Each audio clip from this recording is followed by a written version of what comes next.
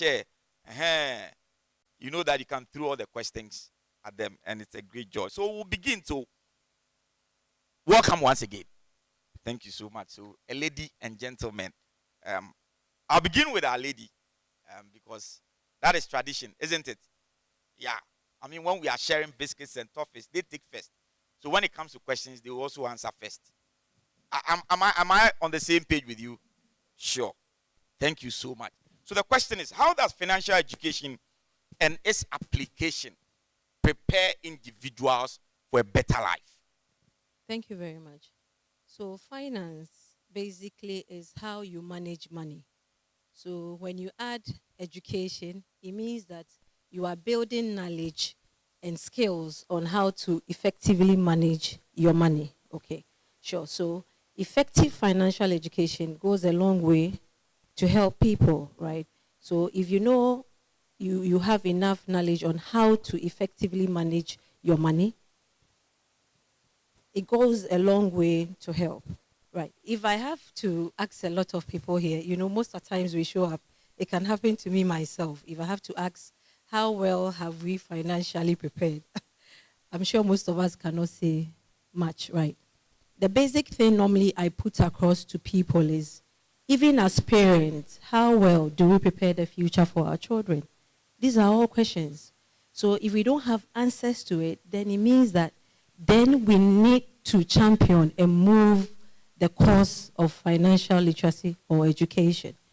Now, most of us are working, going and coming, but in 10 years, 20 years, the style we had, the lifestyle we had, is different from when we are out of work. What happened? What were the retirement plans? We are also working, taking our kids to school, right? They finish school, and we all sing along and say there are no jobs, others, and all. But I tell myself, if there are no jobs and your children have to do something, what do? Are we able to come out with a kind of a seed money to give to your child that, hey, can you have this and start something with? If that is not in place, then it means that all of us need financial education. So financial education is how effectively you manage your money. Then you ask me, how do you manage the money? So you have your funds. Do I put it in my account? So if I'm having 10,000 cedis and I live in my account for 5 years, what happens? So we need to educate people that if you are having that money in your account, then you need to think about investment, okay? And how do you invest? There are diverse ways, okay? You could buy some treasury, but you could... I don't want to go deep so that someone will ask me, with what is happening, why are you advising me there? But you can also invest in assets. I don't think that lands depreciate, okay, provided you do your checks and everything very well. I'm sure you could go into lands and, other things as well. So basically, with what I've said, I think you can agree with me that all of us need financial education. Oh, thank you. 2 weeks ago when I was speaking at the program and I was telling them about treasury bills, and somebody, but with all the things that you are telling us, I said, well, you can invest in assets. One of them is land. Is there land gas will come to me. I said, so when you tell people about it, they will still probe and ask questions because of issues and circumstances that comes. The education exactly also goes this way. Like, for instance, the T-bill we are saying, if you go in for investment, you need to have enough knowledge on that investment you are going for. There are conditions. You ask them. You are getting it. So there are certain investments when you make, and you need to draw down your money ahead of time. You lose interest. So don't just go and say, I'm investing. Be able to ask that what comes with it. What if I want to stop? Is this something I can get my money anytime? Then also you check your risk appetite. Because if I'm doing it for 6 months, and in case something happens along the line, am I okay to take it? If it's not okay for you, then it means that you have to look at other avenues you can invest your money. Thank you so much, Madam Waja. Mr. Klu, would you want to add something to that? Yeah. Talking about finance, personal finance, and how best you can help an individual. It also prepared us in that in the future,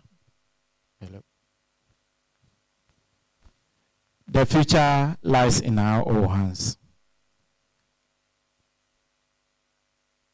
the previous speakers talk about they were working for. Today, they are on their own or they are at a certain level.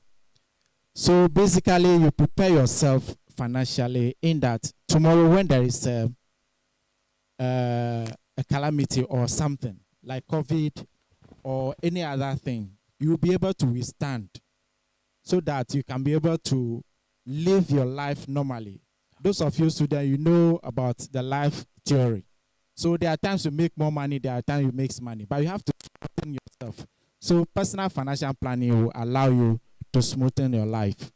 Wow. Thank you so much. Yes, sir. You want to add your voice? Thank you. Good morning. I think yeah, still morning. So good morning to you all. So I'll use some statistics, and then we can do some comparison to see. So I was looking at some data, and the data shows that for countries that are doing well or the advanced economies, financial literacy is very high.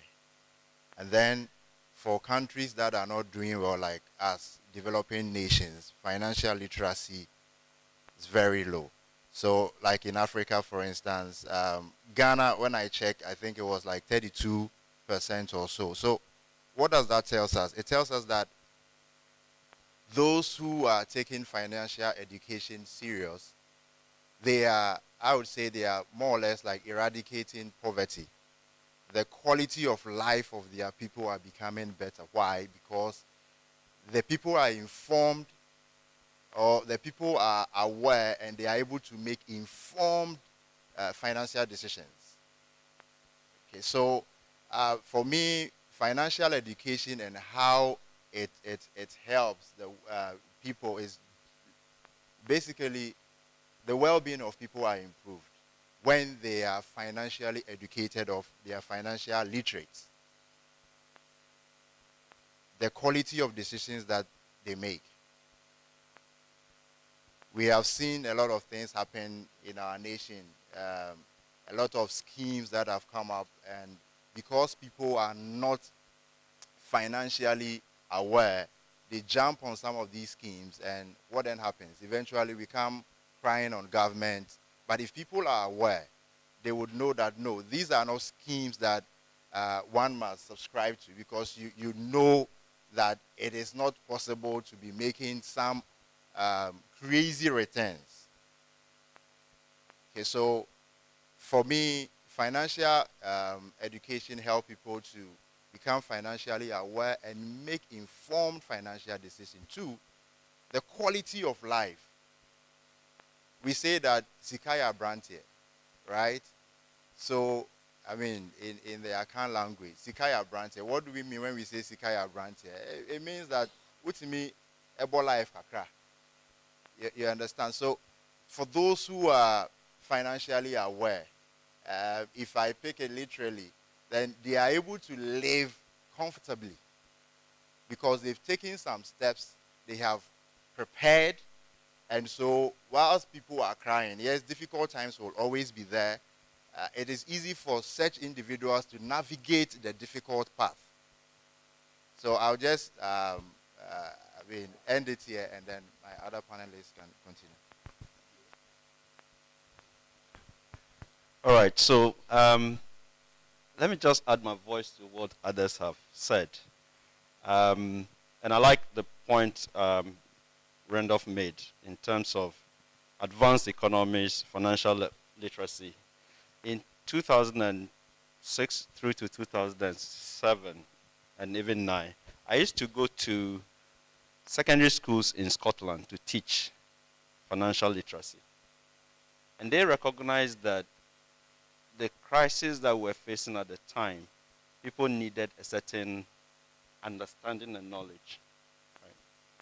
So when I was relocating to Ghana, I went to the institute and collected all their financial literacy materials. So when I came back, I started going to secondary schools and teaching. Truth is that there is a correlation. That's the first point. The second point is, I think financial literacy, financial education is really risk management. It's managing a certain risk. The risk is that one day you will not have the income you have. there will always be a rainy day. How prepared are we? And people go on retirement and they die early, not because death is looking for them. It's just because the stress of life, because we didn't plan ahead. So it's really managing risk. And talking about that, a critical component of that is insurance. People say, insurance penetration in Ghana is low. I don't believe in insurance. If I take life insurance, it means that I'm going to die or somebody will kill me. Research shows that, and I may be wrong if the source of this research is wrong, that a certain number of Americans become rich purely because of life insurance. Because you know for sure there are two things that are certain in life.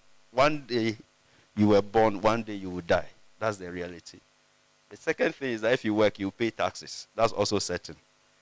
Point though is that if death is certain, then why not plan for it in a way that when you are gone, you actually bequeath to your, people behind a certain sum of money so they can carry on living. So that's really managing a certain risk.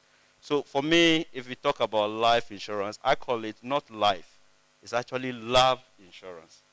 It's if you love yourself, if you love the people you really care about, if you love the home where you live, if you love the colleagues you work with, then you have to protect them. And as we talk about financial literacy and preparing for the future, these are key components.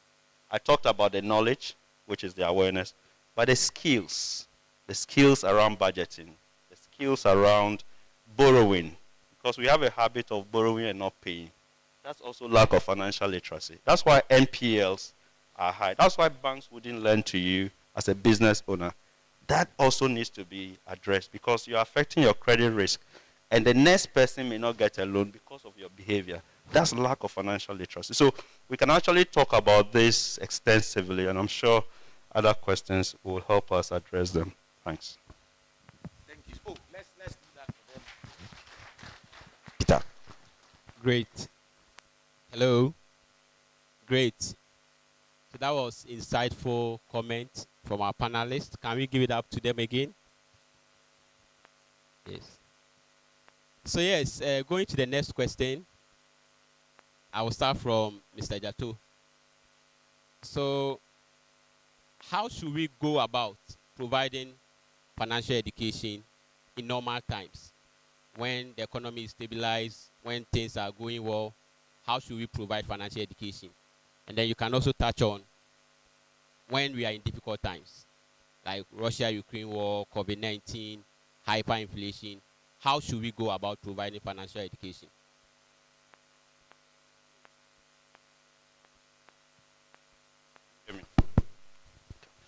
Excellent.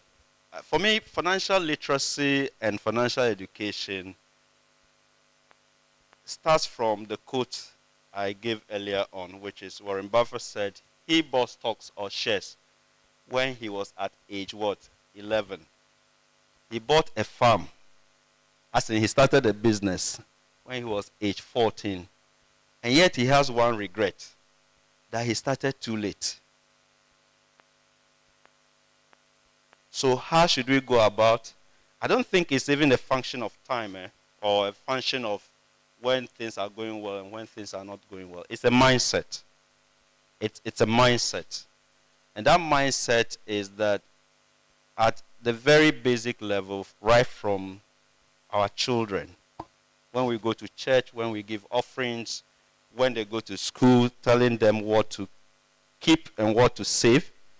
And I read a book many years ago. The title of the book was The Richest Man in Babylon. Now, I chanced upon the book. I just chanced upon it.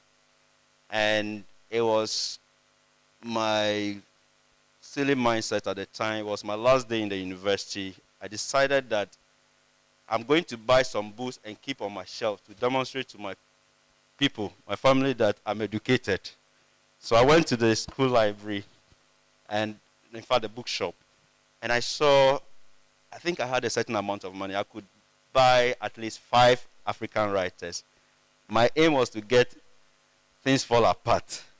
Get Ngugi wa Thiong'o, no longer artist, those books. And I really wanted to keep them so that it shows that I'm educated. When I got to the shop, I picked those books. And then I got to a corner and I saw a small, tiny book. Now, the 5 books I was holding was equal to the amount of this tiny book. I said, what's the meaning of this? And this tiny book was like 20,000. So I asked myself, if this is worth 5 of this, there must be something in this. So I dropped all the other 5. Sadly, I did. And I bought this one book. And the title of the book is The Richest Man in Babylon by George Clarkson. And that book, when I took it, I never read any book from beginning to end. But this book, I read it that same day, and I finished that same day. Of course, it was a tiny book. One of the things I learned, it said that we all work, right? We work.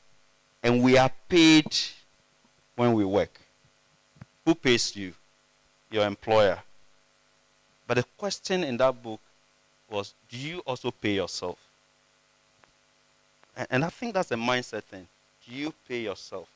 And if you are paying yourself, it's not even when you just work, but anything that comes to you, do you reserve a portion of that? And in that book, I also learned that every money you get is a slave to work for you. Because you actually slave to get that money, and that money must also slave harder. And the interest, which is the child of that money, must work even harder. So I go back to the point that this is a mindset. And it's a principle. So if you do that consistently, whether normal times or abnormal times, you should be saving for the future. You should be planning for the future. You should be managing your risk. And I think that's very fundamental. It's not a function of time. It should be a habit. And a habit is something you do over and over again. It's said that God has given all of us, the same, opportunity, if you like, in terms of time, actually. 24 hours we all have in a day. Some actually optimize that. And how you optimize your time is also part of financial literacy. Really, because what we are doing really is selling our skills and selling our time. And as we do that, remember that one day you will not be able to do that.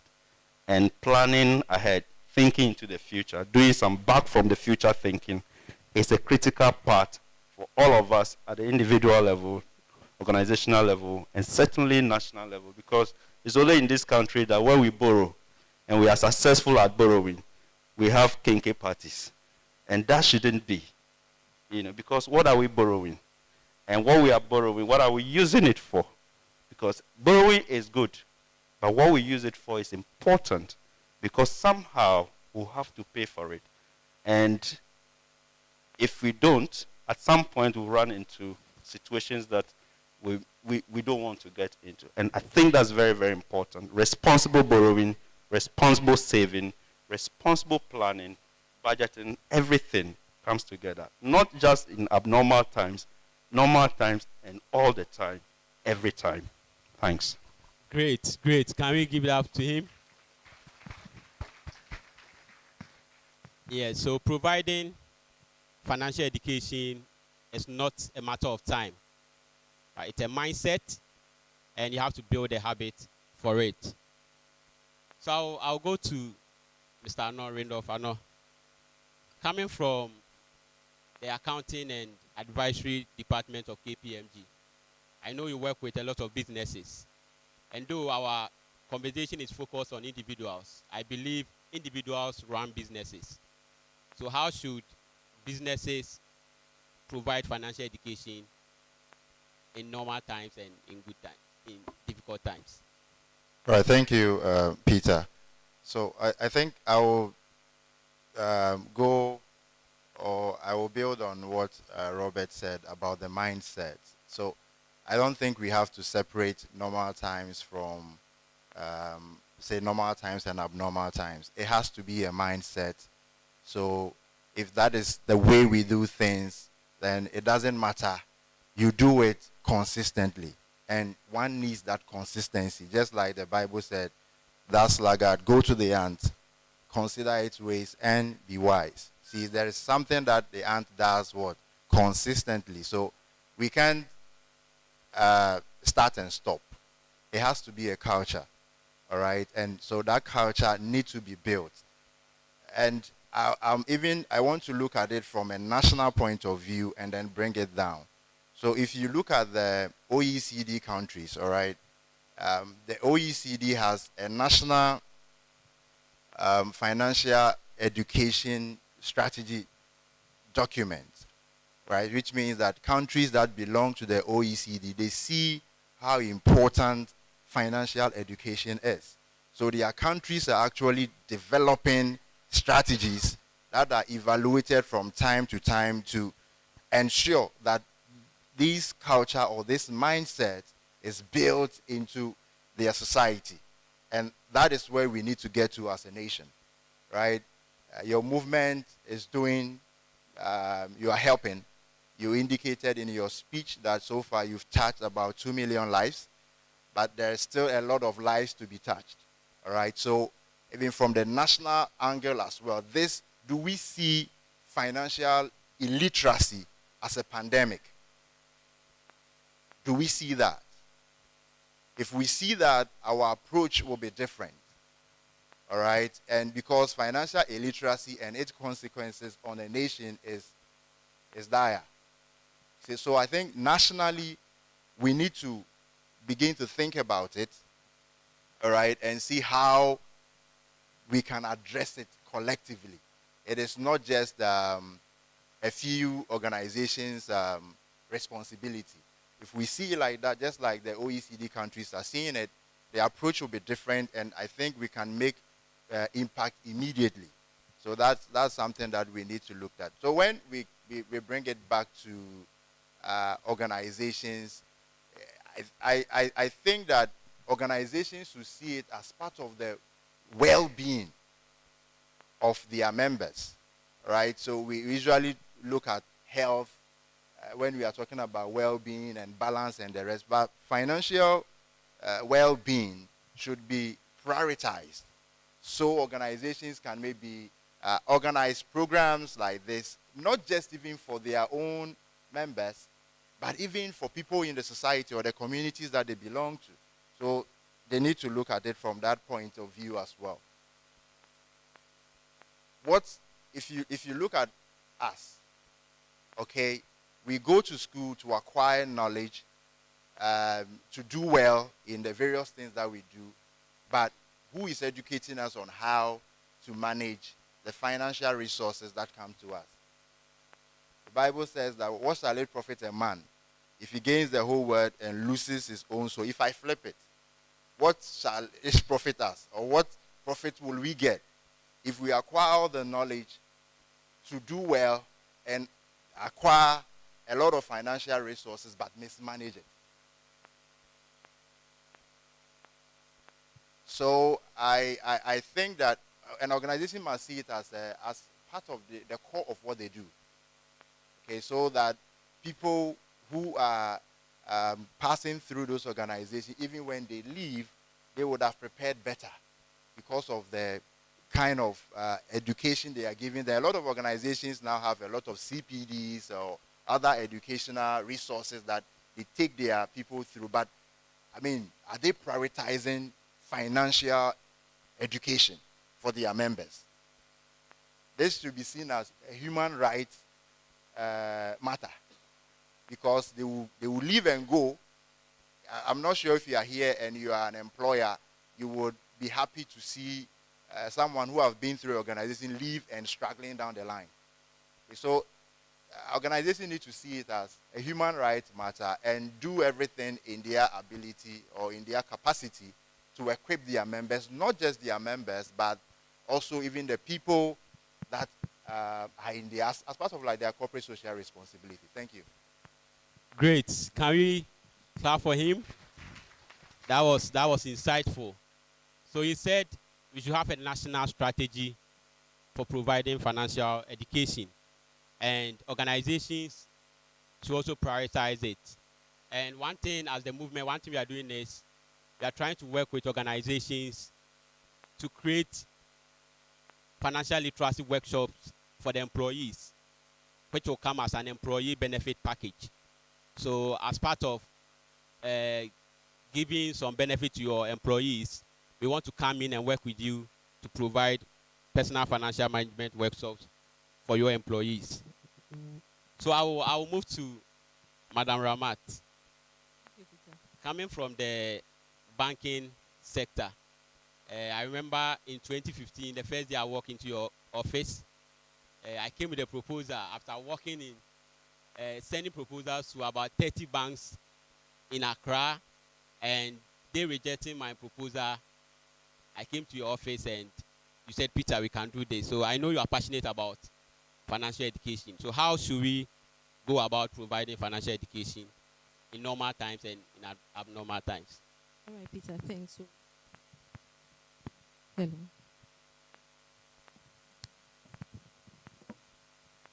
So before coming to the bank where I'm coming from, I wanted to mention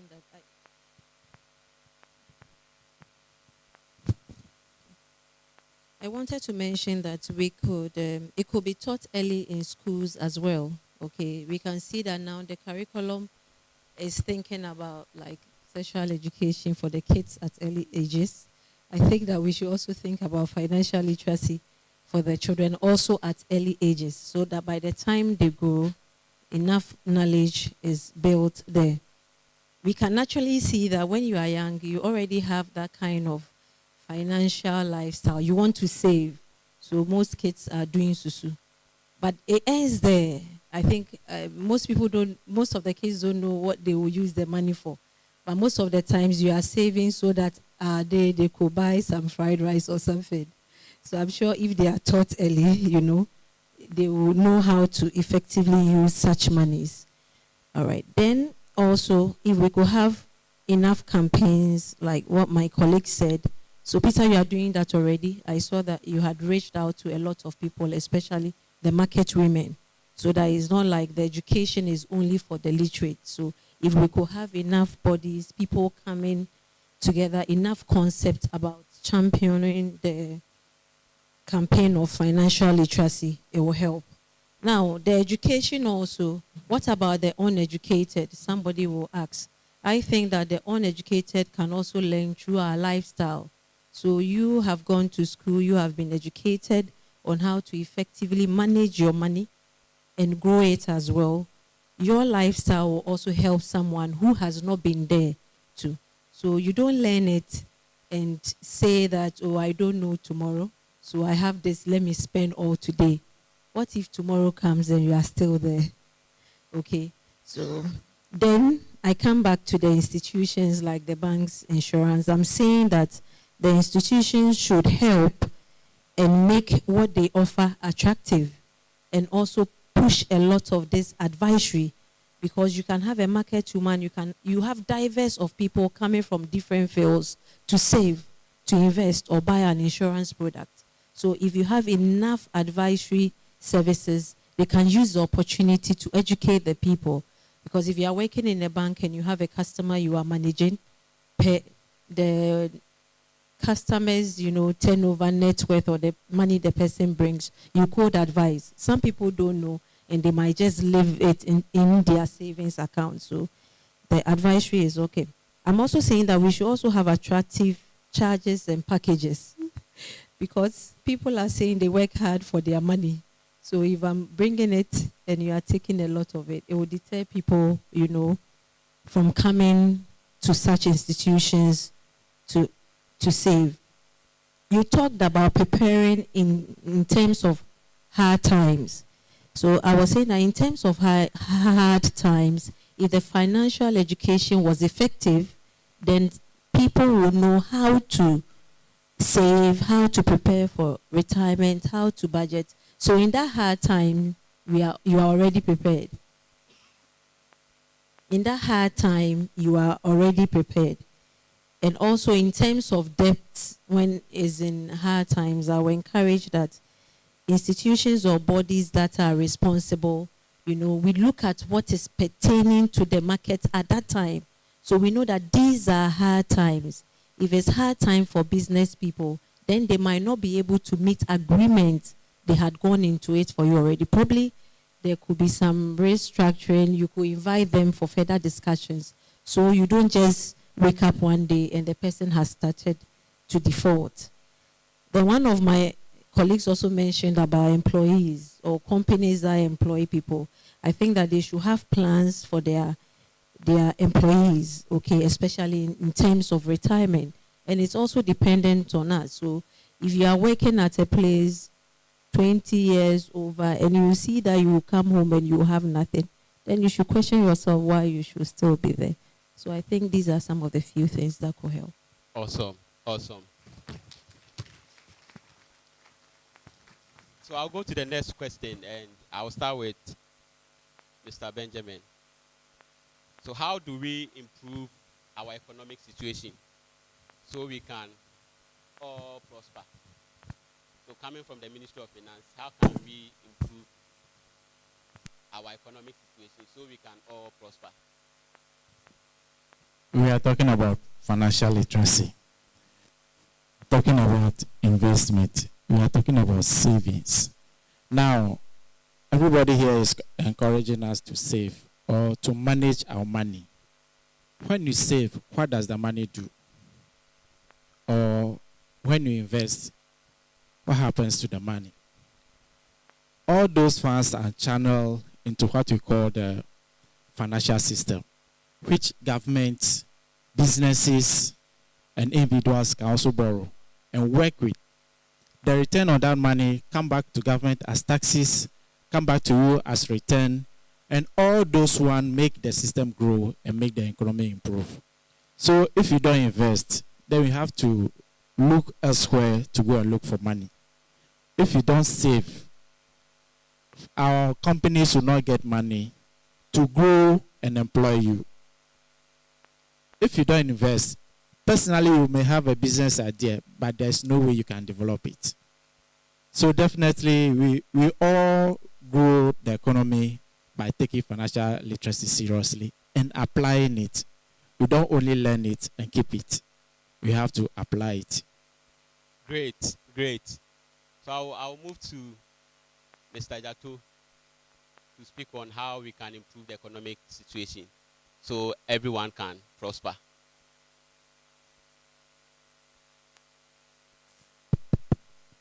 I hope you're not making me the finance minister.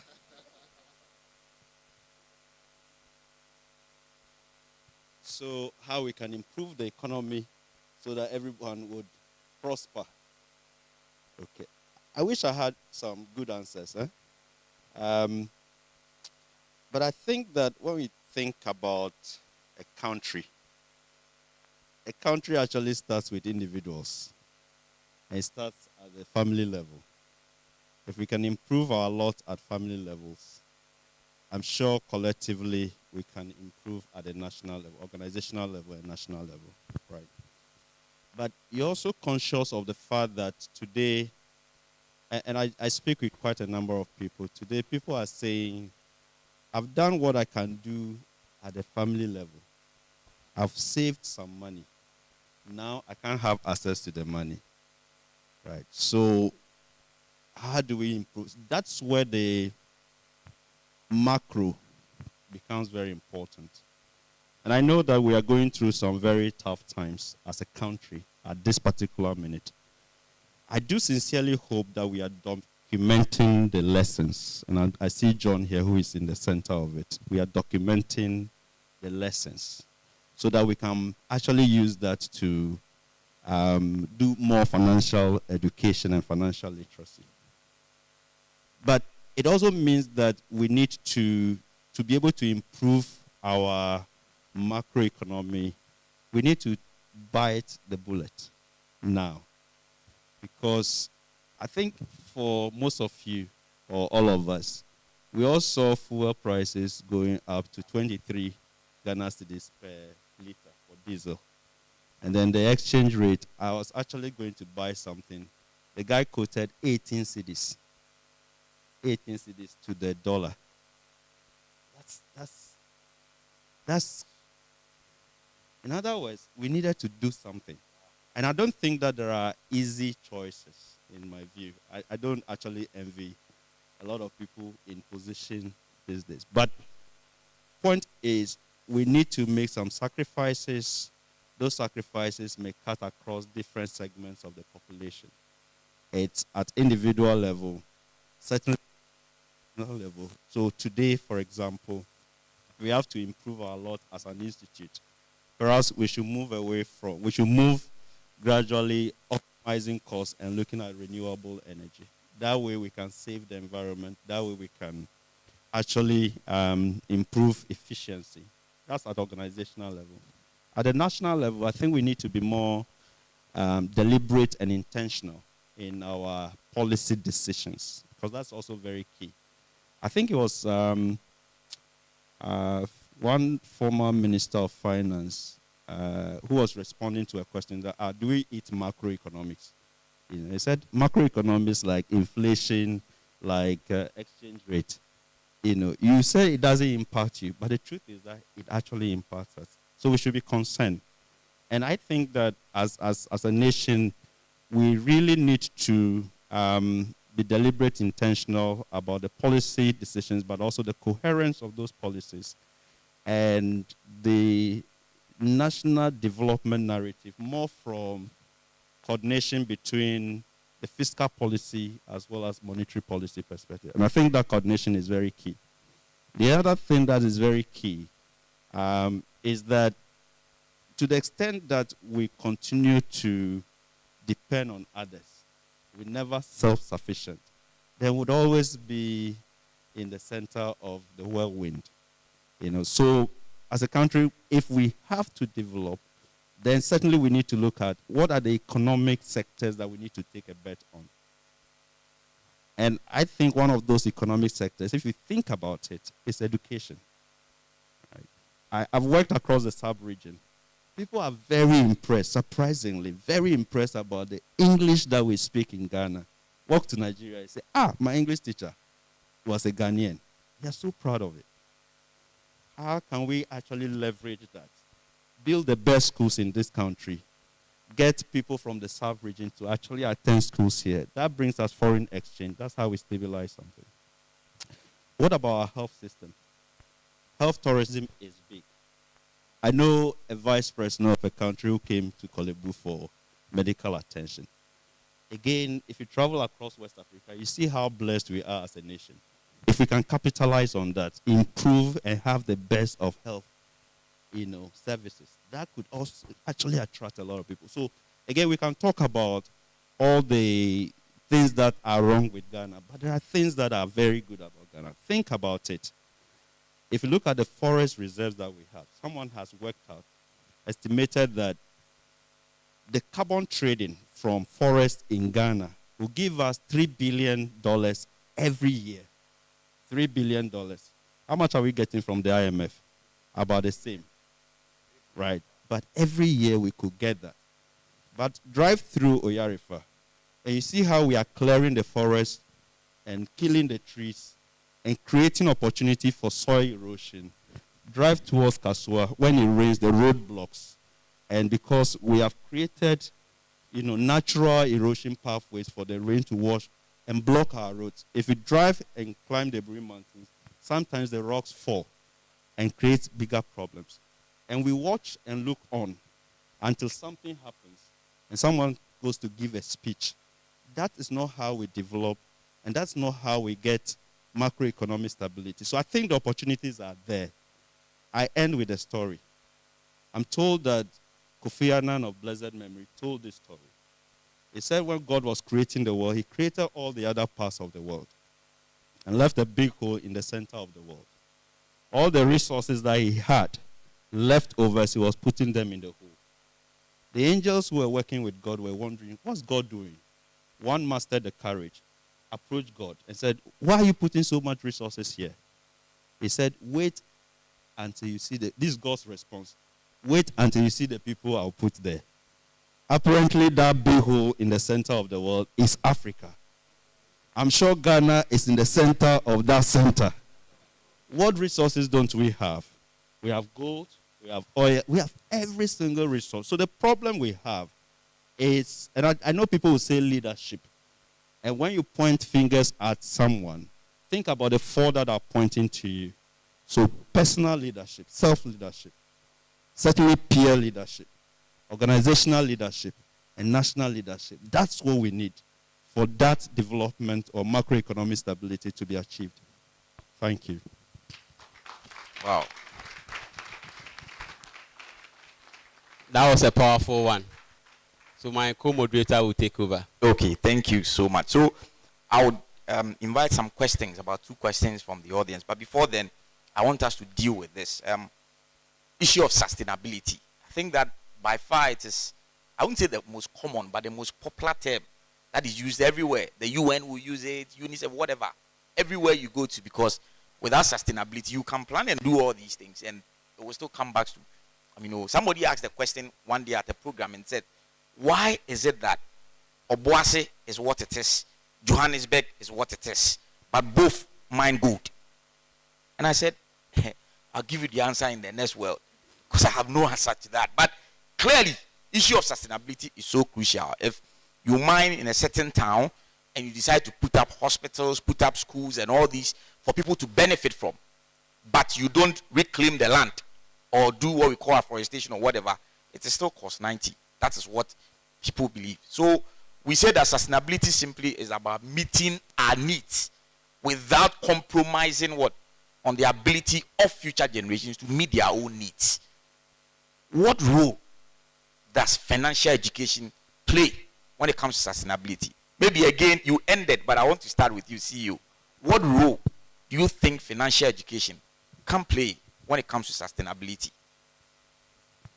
Well, I suspect because I'm holding the mic, yeah, I'm an easy target. Yes.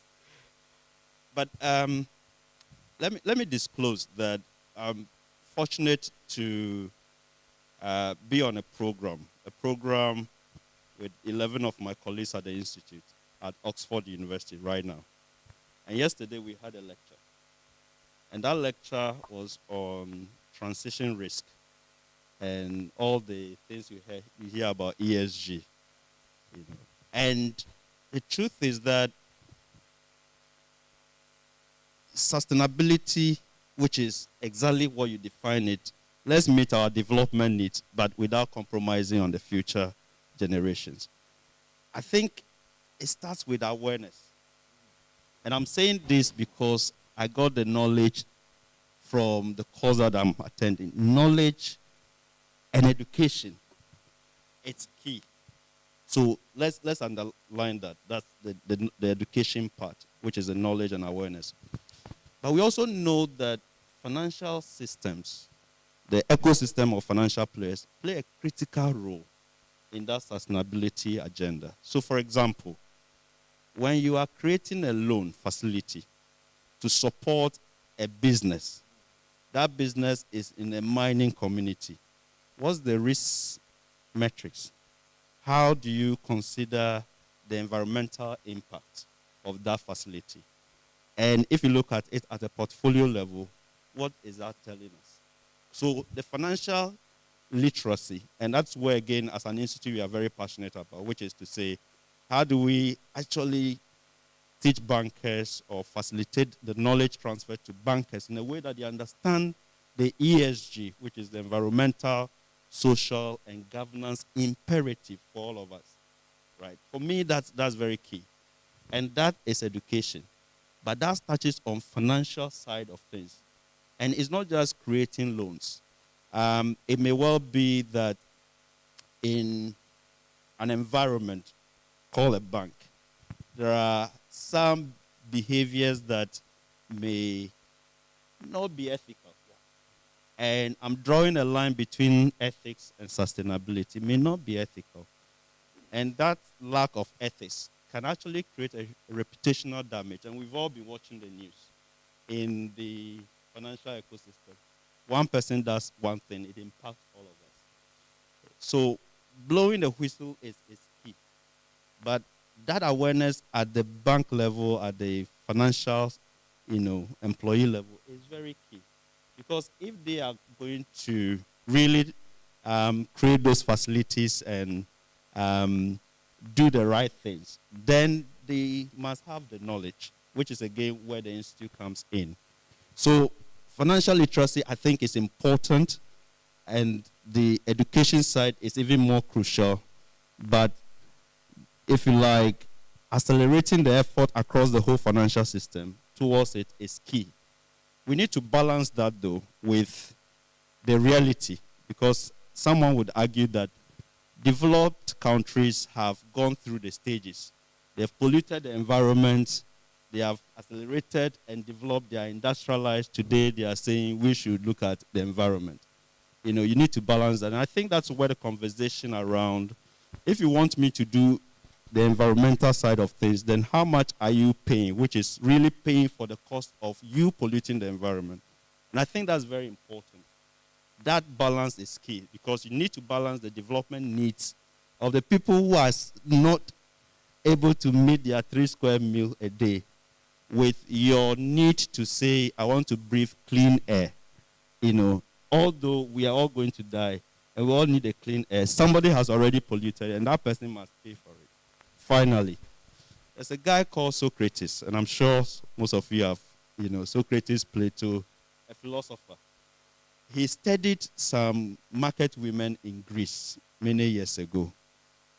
He observed that market women who cheated their customers, their businesses collapsed over time. Market women who treated their customers fairly, their businesses were sustainable. Now, that was not the biggest discovery. He said that the market women whose businesses collapsed, their children went hungry. So sustainability and unethical behavior actually means that your child, somebody's child, who could get a job in a bank or in this organization, because during your time you didn't manage it well, you actually collapse the bank, someone will not get a job. So we need to think about the social element, the environmental element, and the corporate governance and leadership element in sustainability. Wow. Oh, let's do it for this. This is powerful. I mean, we are running out of time. I'll invite the question, all right, but just before then, Mr. KPMG, very powerful and prestigious institution like KPMG, as we speak about sustainability. I mean, you cannot be a chartered accountant, practice in a house or in a room, and forget about the environment. Allow people to, because the following day when you come to the office, the house will be gone. It will probably have been eroded away by erosion or by flooding, whatever. What role do you think financial education can play in sustainability? Maybe in a phrase. And then we'll throw the question to. Okay, in a phrase, I would say in a phrase is difficult. In a phrase is difficult, but I think that, for you to be aware, you have to be informed, all right? And so financial education is what will inform people and draw the linkage to how financial education could be linked to social impact, all right? If you look at financial education, for instance, it has the potential to even help financial inclusion in the whole banking sector as well, because we have a lot of people who we need to get in. So, because limited time, so I would say the education brings the awareness, and when Robert was making his point, he started from that awareness. Awareness not at just the national level, at the individual level. How are you holding yourself even accountable for some of the sustainable things that we hear and we talk about? It is right in our homes, right? How are we even using water? How are we disposing of our waste? So all these things have, down the line impact on us as a nation. So it even should start from us as individuals. It should start from you and I. We need to do our part, okay, so that we help the whole ecosystem to thrive and that we don't put future generations at risk. Yes, thank you so much. To be aware, you must be informed. One question from the audience. One question to the panelists. Yes, sir. I hope it's not a spiritual question. Right. Okay. The phrase is spiritual financial evangelism. That is what we have to know. Yes, I just I am listening very attentively, and fantastic input from all the panelists. I mean, amazing. I've noted quite a bit. But there's a gap, and for CFLE as well, you know, and that gap seems to be current, because these are people who have done all the planning. You know, if you watched with a very heavy heart the pensioners who were picketing, and I know some of them. I mean, some of them are colleagues, so I could identify. I mean, they were literally organized. They knew where they were. They knew where they were coming from. They knew where they were going, and they did everything according to plan. And then there was a head. So I don't know whether there's a gap in our financial education, you know, that we need to add to what we have. That what happens when you've done all the planning, including contingency. In fact, part of those investments are contingency planning. No, but if something really chaotic comes, what do we do? Thank you. Thank you for the spiritual. First of all, I think it was a very sad situation to see our pensioners go through what they went through. It's really sad. But that's also a reflection of the actions and inactions of all of us collectively at, again, individual level, organizational level, and certainly at the national level, right? So it's something to pay attention to. Now, as an educational institution, Chartered Institute of Bankers, professional institute, I think we have a lot more responsibility to create a certain awareness. Because, you know, for those of you who went to university and you did financial instruments, we're taught that when it comes to financial instruments, government securities are risk-free. That whole capital asset pricing model has been disrupted. And that's why I said, and I'm happy John is here, we need to document for educational purposes some of the things that have happened and how that influences how we teach and how we learn and what kind of financial literacy we should have or what kind of financial education we should have. Basic principle. If government is paying you 34% interest rate, let's even say treasury bill rate, or giving you a bond of, you know, percentage in that region, first of all, it's saying to you that I can work and get tax revenue in a way that I can pay you. But we also know our tax to GDP ratio. We know it. We know that those of us sitting here, either we don't pay taxes, or we don't pay the full amount, or that we avoid it completely. And so that government is not going to get, it doesn't matter which government is in, the finance minister may not get that money. So he's saying to you, I'll give you 30-something%. You know that you're not going to pay your tax. So he's not going to. So who is deceiving whom? We are all living a life of deceit.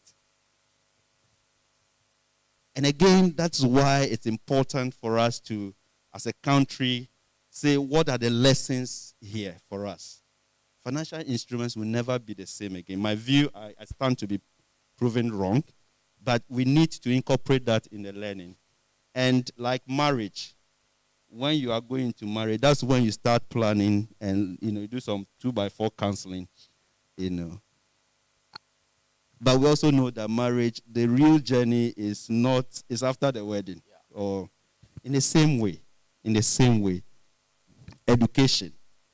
Education, when you graduate, in the university, in the US, they call it commencement ceremony. That's where actually you start life.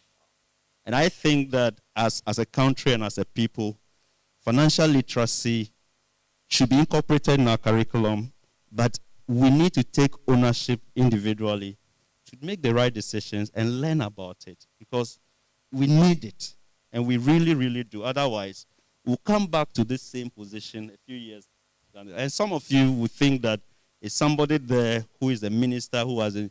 Those ministers, we go to church with them. They are our friends. You may even appoint me as a minister tomorrow, and I may do worse. Point is that we need to put ethics at the heart and center of what we do as a country. Otherwise, we are going nowhere to happen. Thanks. Thank you so much. Oh, you can do better for them. Madam Ramat? Oh, okay. She just wants to add something small. To add a quick thing, it was a good observation you have seen that there is a gap. So I said when the gap happened, we saw everybody running to one point, meaning that most people might have had their investment in one pool. So I think that part of the education, we need to champion diversification so that people know that it's not about just money investment. There is real estate, there is land, there are others. So if this doesn't work, and the risk appetite and the risk that comes with it, most of the investment you do too, they are advised. But as I said, the education, the advice doesn't go far. So most of them could give you documents. I actually chanced on one, and I read it, and I realized that when he did the investment, the receipts given to him, the conditions of the investment was clearly stated, and that at any point in time there could be a fall on. But I'm not saying we should take people's money, right? So the diversification bit is what I was. So you don't put all your money in one basket. And quickly, just in 1 minute, I wanted to answer Peter's question. I put down some few points and never got to my point. All right, so you were talking about the economic something to improve. All right. So I was saying, as my colleague said, we need to, something about the government scheme. So I wanted to mention that, the trust of investors will need to be rebuilt is important, okay, so that people, because we are working on, it might take the banks of, if nobody wants to invest the money, not only the banks or any institution, and then also there could be flexible support or loans. I remember last year I went to US, I went to Best Buy, I wanted to buy a phone. I didn't have the time to ask more questions or information. So, but I just wanted to put something across. But they said that the only way I could buy it is through a loan. And that was an iPhone. And, most people there are having it. It's difficult to have it here because you need to have cash. So we need to have that kind of flexible system as well. Relief packages for businesses so that at least young ones will be interested in going into business. And I said if the government could also focus on support for farmers. I think when inflation started going high, the rate, we realized that Ministry of Agric had bought some food stuff from the market also, and they were cheaper and people were buying. I was saying that could we push more of such agendas so people in the marketplaces could, reduce their... But we have all that. What if the government doesn't come in quickly? It now comes back to you. And as my colleague said, mindset. So what do you do personally to help and improve? I say that you should have a plan, develop savings habits. Don't spend and save first, because the monies we generate is never enough, right? We look at our lifestyle.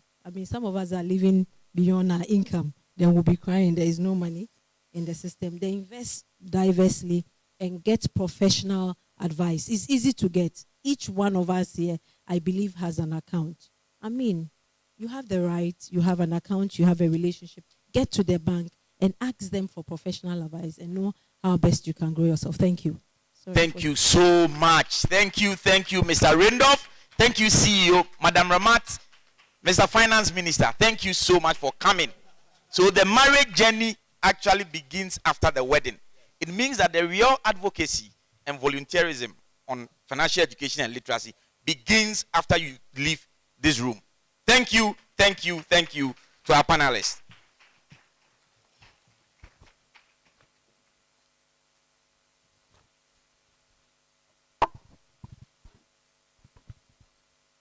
All right, so we are moving on.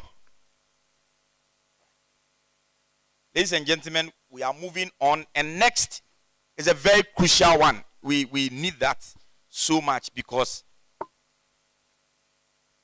we have the big man himself here, and we want to take a keynote speech from him, rethinking personal financial planning in uncertain times and for sustainable growth.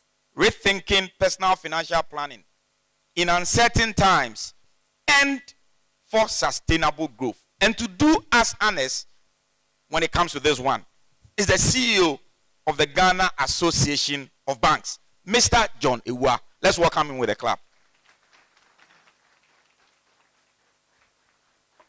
Oh, is that all you can do? Because if this man tomorrow goes and switches off the banks, we are finished.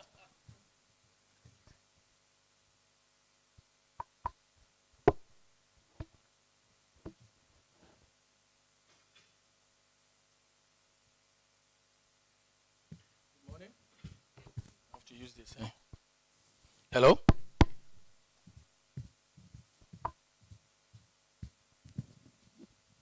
I believe a lot of the work I have to do here has already been done. So with your permission, I would like to step down. Okay, anyway. Yeah, but just a little observation. The old adage, old people are very wise people. They say time is money. And if time is money, and we are talking about financial literacy, then we have to also be mindful about time because it's a finance resource. So let's note that. Good morning, distinguished guests, ladies and gentlemen. Really, it is an honor for me as the one in charge of the Ghana Association of Banks to preside over today's event and to give the keynote address. At the launch of the Financial Literacy Month campaign 2023 by the Center for Financial Literacy Education, Africa. As we gather here today to discuss the topical issue of personal financial planning, I can't help but wonder, are we prepared for the uncertain times that lie ahead? Are we equipped to handle the challenges of today and tomorrow while ensuring sustainable growth and prosperity? The truth is, in a world that is constantly evolving and changing, our financial strategies must also adapt and evolve. We need to rethink the way we approach personal financial planning to ensure we are not only prepared for the uncertainties and the unexpected, but also able to achieve our long-term goals and aspirations. So, let us take a moment to reflect on our current financial situation and ask the questions. Are we truly ready for the future? If not, what steps can we take today to build a more resilient and sustainable financial future for ourselves, our loved ones, and for the society at large? Together, let us explore the answers to these questions and more as we delve into the world of personal financial planning in uncertain times and for sustainable growth. I would like to extend my warmest congratulations to you, Peter, and your team for putting this program together every year. And as I've come to know a lot from you, you work on financial literacy all year round. Congratulations, my friend. It is heartening to see your organization deepen financial literacy and awareness among the public through this initiative. And I am confident that this initiative will go a long way in empowering individuals and communities to make informed financial decisions. The theme for this year's campaign, Rethinking Personal Financial Planning in Uncertain Times and for Sustainable Growth, could not have come at a more appropriate time. As we look back to the challenges of the past 2 years, we can attest to the fact that uncertainty is about the only certain occurrence in a lifetime. as in particular, we have all experienced the uncertainties and the adverse financial effects occasioned by the portentous COVID-19 pandemic, geopolitical tensions, and economic uncertainties and volatilities. The world has been forced to rethink its ways of doing things, and the same applies to personal financial planning. Individuals are impelled to rethink and reconsider existing strategies for achieving financial goals, given the uncertain and ever-changing economic environment we live in today. These variabilities in events and times have highlighted the importance of having solid financial plan in place to help weather the socioeconomic storms and achieve long-term financial goals. It is imperative to move beyond the traditional methods of financial planning towards embracing innovative and unconventional ways of managing our finances.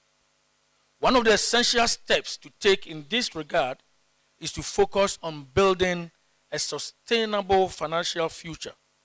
Sustainable financial planning requires strong understanding of the current financial situation, setting achievable goals, and creating strategic and measurable plans towards achieving them while considering factors such as inflation, fluctuating market sentiments, and unpredictability of the future.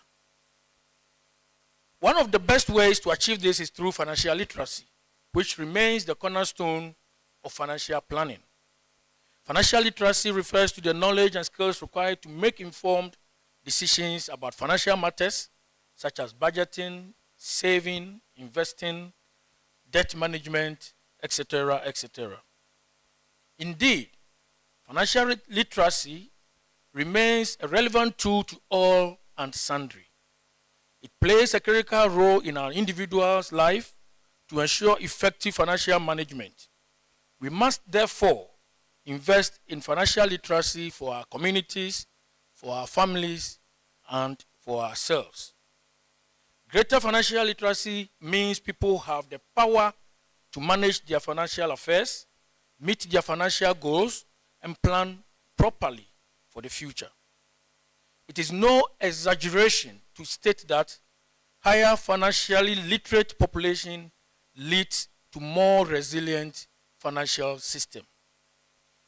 Of course, individuals of higher levels of financial literacy make better financial decisions. We need to educate ourselves on basic financial concepts such as budgeting, saving, and investing. And the panel talked about a host of other avenues for using your finances. It is equally important to understand the financial products and services available to us so we can know how best to use them to our advantage. The best form of consumer protection is consumer education.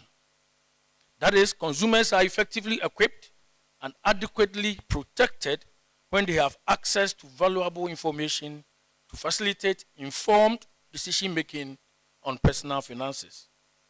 Financial literacy creates more resilient financial system. That is, consumers have the tendency to avoid financial products of higher risk if they are not adequately compensated for the risk associated with those products. Our economy has witnessed tremendous evolution in the areas of savings, preparation towards retirement, property insurance, and individual insurance, amongst others. The economic evolution increasingly impels individuals to make complex financial decisions necessitating some basic knowledge to support informed judgment.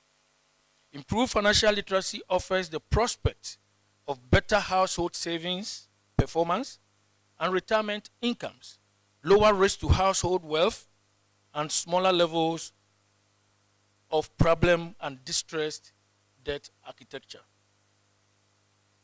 Building the financial literacy of Ghanaians, especially the young ones, is critical to achieving improvements in financial literacy for every generation, while measures intended to improve financial literacy of Ghanaians should be, as we put it, a long-term initiative. It requires sustained action by not just governments and banks, but also non-governmental organizations and the private sector alike, and a personal resolve to ensure all Ghanaians are reached. And here, again, I commend Peter for what you said. You want to reach all Ghanaians by 2030, and we'll support you to do that.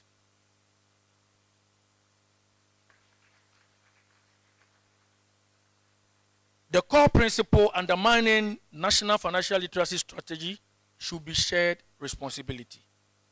Working together across sectors allows shareholders or stakeholders to best embed and reinforce these core financial literacy concepts. Collaborative action brings together valuable mix of resources, expertise, experience, and insights towards the development of a range of measures and products to help improve financial literacy. At this point, I commend CFLE Africa for bringing together a multidisciplinary team of subject matter experts to collaborate on addressing complex issues and finding innovative solutions to the theme for this conference. It is imperative to ensure all individuals and small businesses possess necessary knowledge, skills, capabilities, capacities to manage their affairs and access finance when needed. It is against this backdrop that measures aimed at ensuring strategic improvement in financial literacy remain central to any country that aspires to maintain strong and productive economy. The Ghana Association of Banks recognizes the importance of financial literacy and has over the years been working towards its effective promotion in the financial sector and within the broader Ghanaian economy. The association remains committed and will continue to work with various stakeholders to ensure Ghanaians have access to financial education and are empowered to make informed financial decisions. Another critical aspect of sustainable financial planning is the need to embrace technology. We are in a digital age, and use of technology could ensure more efficiency through meaningful contribution towards the achievement of individual financial goals. Mobile banking, online trading platforms, we have lots or several budgeting applications, just to name a few of how technology could potentially assist in effective management of individuals' finances and set the tone for financial inclusion. It is worth emphasizing personal financial planning is not restricted to savings, but extended to include the process of identifying, setting, and achieving financial goals while considering the uncertainties of the future. By embracing financial literacy and technology, individuals create for themselves the enabling environment towards sustainable financial future that allow them to achieve stated goals and live desirable and decent lives.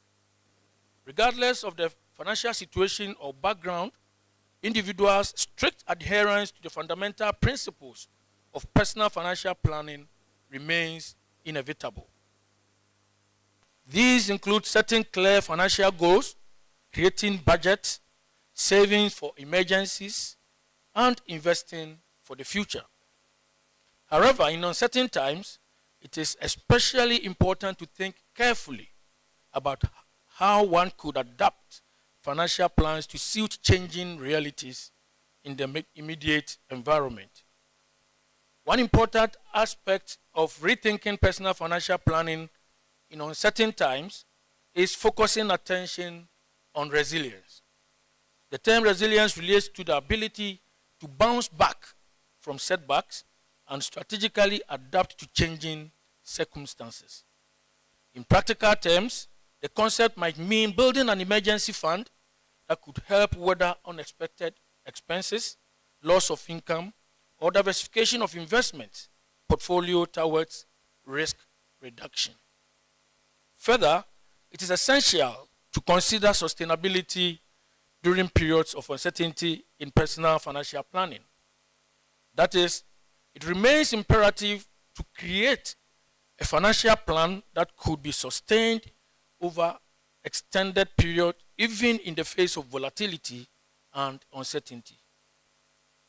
The explanation or implication is during periods of uncertainty, setting realistic financial goals, avoiding excessive debt, and the decision to invest in assets with considerable chance of appreciating over time become inevitable. Of course, as they say, no one size fits all solution pertains to personal financial planning. It is imperative for individuals to assess their financial situation, needs, and goals, and develop suitable and workable plans that suit your personal financial circumstance. However, by focusing on resilience and sustainability, individuals become well positioned to build financial plans that are better equipped to handle the world's uncertainties. Upholding the tenets of resilience and sustainability and seeking the advice of financial experts during periods of uncertainty could prove useful to the creation of financial plans that would drive individuals towards realization of their goals while calming the potential storms of life. As we draw closer to the Financial Literacy Month, I believe it starts tomorrow, recommitment to learning about personal financial management and taking proactive measures towards achieving financial independence become imminent. This calls for efficient financial management, wise financial decisions, and prudent financial habits to assure personal financial health, protection while securing our future. During these challenging economic and financial periods, one of the most important things individuals could do is to prioritize spending and live within their means. And this has been touched on by the panel as well. Practical illustration of the foregoing assertion implies the creation of budget and sticking to its provisions or content, avoiding unnecessary expenditure, and prioritizing essential expenses such as food, housing, education, transportation, and healthcare. Massive investment in financial literacy is needed to ensure individuals are equipped with the knowledge and skills necessary to make informed financial decisions. Financial literacy could facilitate individuals' understanding of the inherent risks and benefits associated with different financial products, such as savings accounts, investments, insurance, and therefore make better decisions that would improve their financial well-being while taking advantage of the available financial tools and services, including online financial management tools, mobile banking applications, investment platforms, among a host of others. To the CFLE Africa team, your dedication and commitment towards raising awareness about financial literacy and empowering individuals with the necessary skills and knowledge to make informed financial decisions are truly commendable. Through treasured efforts, you have provided invaluable resources and educational opportunities to individuals who may have previously lacked access to such information. Your quest to promote financial literacy is analogous with helping to create more financially responsible and stable communities in Ghana. Your dedication to this cause is a testament to your commitment towards a positive impact on the lives of others. I commend you for your hard work and look forward to seeing the continued success of your efforts in promoting financial literacy now and into the future. Congratulations once again for a job well done.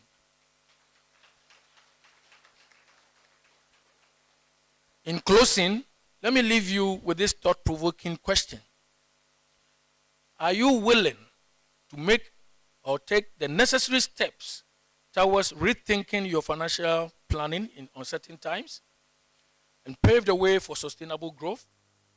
Remember, the decisions you you make today would shape your financial future, affirming the need to think, replan, and act towards a more prosperous tomorrow. I will end with this beautiful quote from the US President's Advisory Council President on Financial Literacy. And I quote, "Financial illiteracy is not an issue unique to any one population. It affects everyone. Men, women, the young, the old, across all racial and socio-economic lines. No longer can we stand by and ignore this problem. The economic future of Ghana, and here emphasis is mine, depends on it." Thank you for your attention, and I wish you all the best for this event as we host the next panel discussion. Thank you, and God bless you.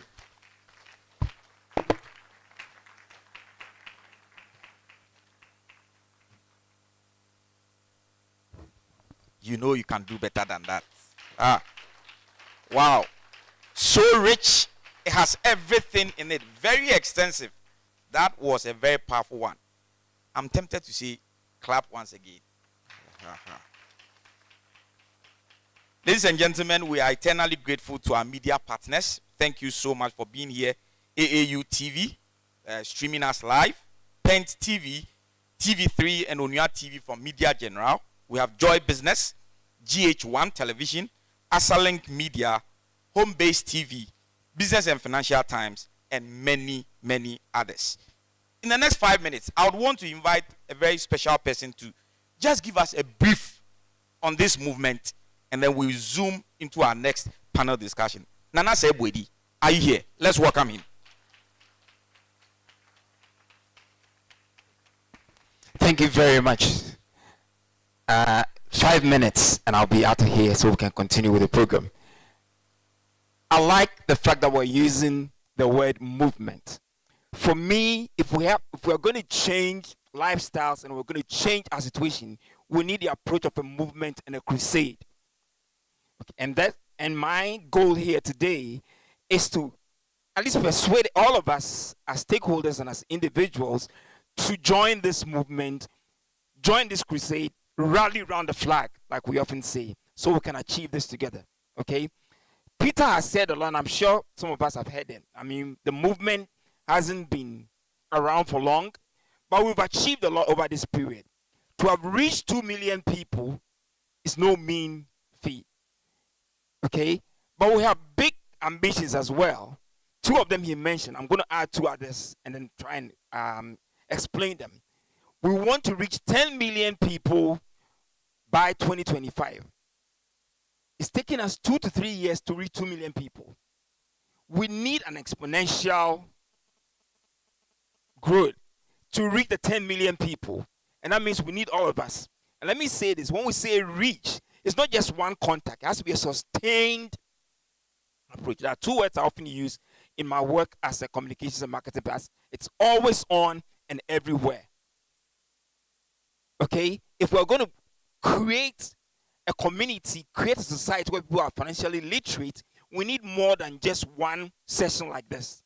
Okay, it has to be sustained. We need more platforms, and we need to have more conversations. And that's why I'm happy about some of the things that John said, including his dovetail into the role of digital in doing all of this. Okay, so we need that.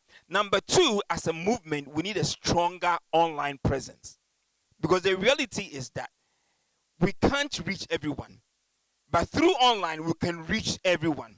Because when people hear things, the first thing they do is they whip out their phones and they start Googling and researching about it. In other markets, if you young students here, young people here, if you want to start saving towards building or buying your own home, for example, there's content out there you can find online. In our society, there's not a lot of that. There's no local content like that. So we need to increase our online presence. For example, when, sorry, I can't remember your name, but when some of the pensioners were picketing or whatever they were doing at the and some of the things that they were saying was simply because they were not well informed enough. And also some of them, we all have always believed that government bonds are the most secure, aren't they? Okay, so we need to get to a point where people don't need to have physical, we don't need to visit them to educate them, but they can find information, get themselves educated everywhere, including some of the things that have been said, amazing that have been said on the panel today. How are we amplifying these? For example, how many of you have tweeted this morning? I know there are a lot of young people. How many of you have tweeted about this? But there are a lot of nuggets that were dropped here. I was tweeting about some of the things Robert and the other panelists were saying, including what John has been saying. If we don't amplify it, not enough people will hear it. And that's why, as a movement, one of our other objectives is to increase our online presence. Are we okay? So that by doing that, we'll be able to reach more people voluntarily. And then also want to build a community of financially literate people. This is why it's important. Within a community, I define as a place where people find value, they want to belong, and they want to invite their friends to come and join them. Like we invite our friends to join us in a church when we find a good church. So we want to create an environment where when you hear some good news about financial literacy, you want to invite everybody else to join you and share the knowledge together. So these are 3 goals that we have. Why partner with us? I know as stakeholders, whether as banks or insurance companies or whatever, you have it as part of your targets. But let's face it, it's not your number 1 target. Sir, MD, is that correct? It's not your number 1 target. In fact, for a lot of the people, they are not measured by that. And so the approach is not as concerted, not as forceful as is expected. But like I said, if we're going to achieve this, we need the efforts and the approach of a movement and a crusade. That's why we need this movement. So in partnering with a movement, you are tapping into the force that you cannot achieve on your own. Does that make sense, please? It's very, very important. Plus, it's also, I often say this, I do a lot for clients, I often say this. One is independent, and there's no, people don't feel there's a catch in it. They are more likely to buy into it. If you, the bank or insurance company, go out to educate somebody, once they know it's you, the bank is coming, they'll say, is he attempting to sell me a product? And so the tendency for them to believe and also buy into what you're saying is, but like I often say, for all of us, a more informed society, a more financially literate society means that we have better informed customers and we have better customers. So somebody said that we give loans. One of the challenges we have is that we give loans to people, but we don't teach them how to apply the loans effectively so they can be able to. And that's why we have a lot of like bad debt and stuff. So tap into this to do that. Number 2, as a movement, because we're also independent, it means when we're educating people, where there are products or there are services we do, or we create platforms for you, like some of you have your banners here. So create a platform for you to tell your story to our audience, the wide, huge audience that we have. And that's very, very important. And number 3, also the exposure and the direct link that will give you to be able to access our audience, to be able to, when necessary, target them and market your products to them. So I'm giving you 3 reasons why you should support this movement. Okay, how do you do that? Simple. Just talk to us. Let's know your goals for the year. How many people let me ask, what's your financial literacy target for the year? As institutions, we need to have these. How many people do we want to educate? What channels are we using? Talk to us about that. Let's plan with you to do this. And I'm sure together we'll be able to achieve these goals. Thank you very much. Thank you. Thank you so much. Powerful movement. You have to light up the match. Let the flame continue to rise up and burn until the last pharaoh is kicked out of the office in Cairo. Thank you so much for that. We are grateful. So quickly, we are moving or zooming into the next panel discussion, and we are blessed once again. So we want to look at safeguarding your financial freedom journey, leveraging financial products and services. So the woman or the powerful voice behind the investor education at Access Pensions is one of our panelists, Madam Mimi Anani Apia. We also have the head of client experience at SIMS, formerly Stanley, Madam Miriam Maku Emisa. Wow, you see the women, gender, powerful. We have the head of financial planning and international products desk at EcoBank, Madam Gloria Akuto. I mean, this, whoever planned this was by us. Whoa. The chief commercial officer, Prudential Life Insurance Ghana, Madam Dorothy Chidi.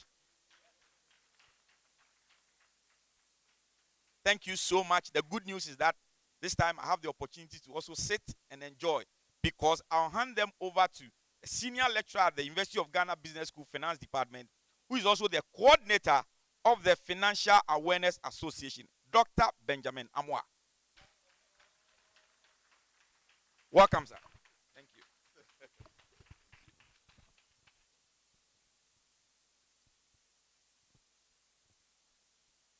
Thank you. Thank you, MC. You are all welcome to today's official launch of the 2023 April Financial Literacy Month Awareness Campaign. It is indeed a privilege to be called upon to moderate this wonderful panel discussion. In the first one, we had only one female, right? If you were here. And then the organizers have been tactical and strategic enough to give us a balanced pool in this second interaction that we are going to have. Thank you very much. And we believe strongly that before we leave here, you'll be educated, you'll be empowered, you'll be motivated to use the financial services sector to create wealth and to use that to impact your life and the world around you. Thank you very much for joining us. I will ask the microphones for the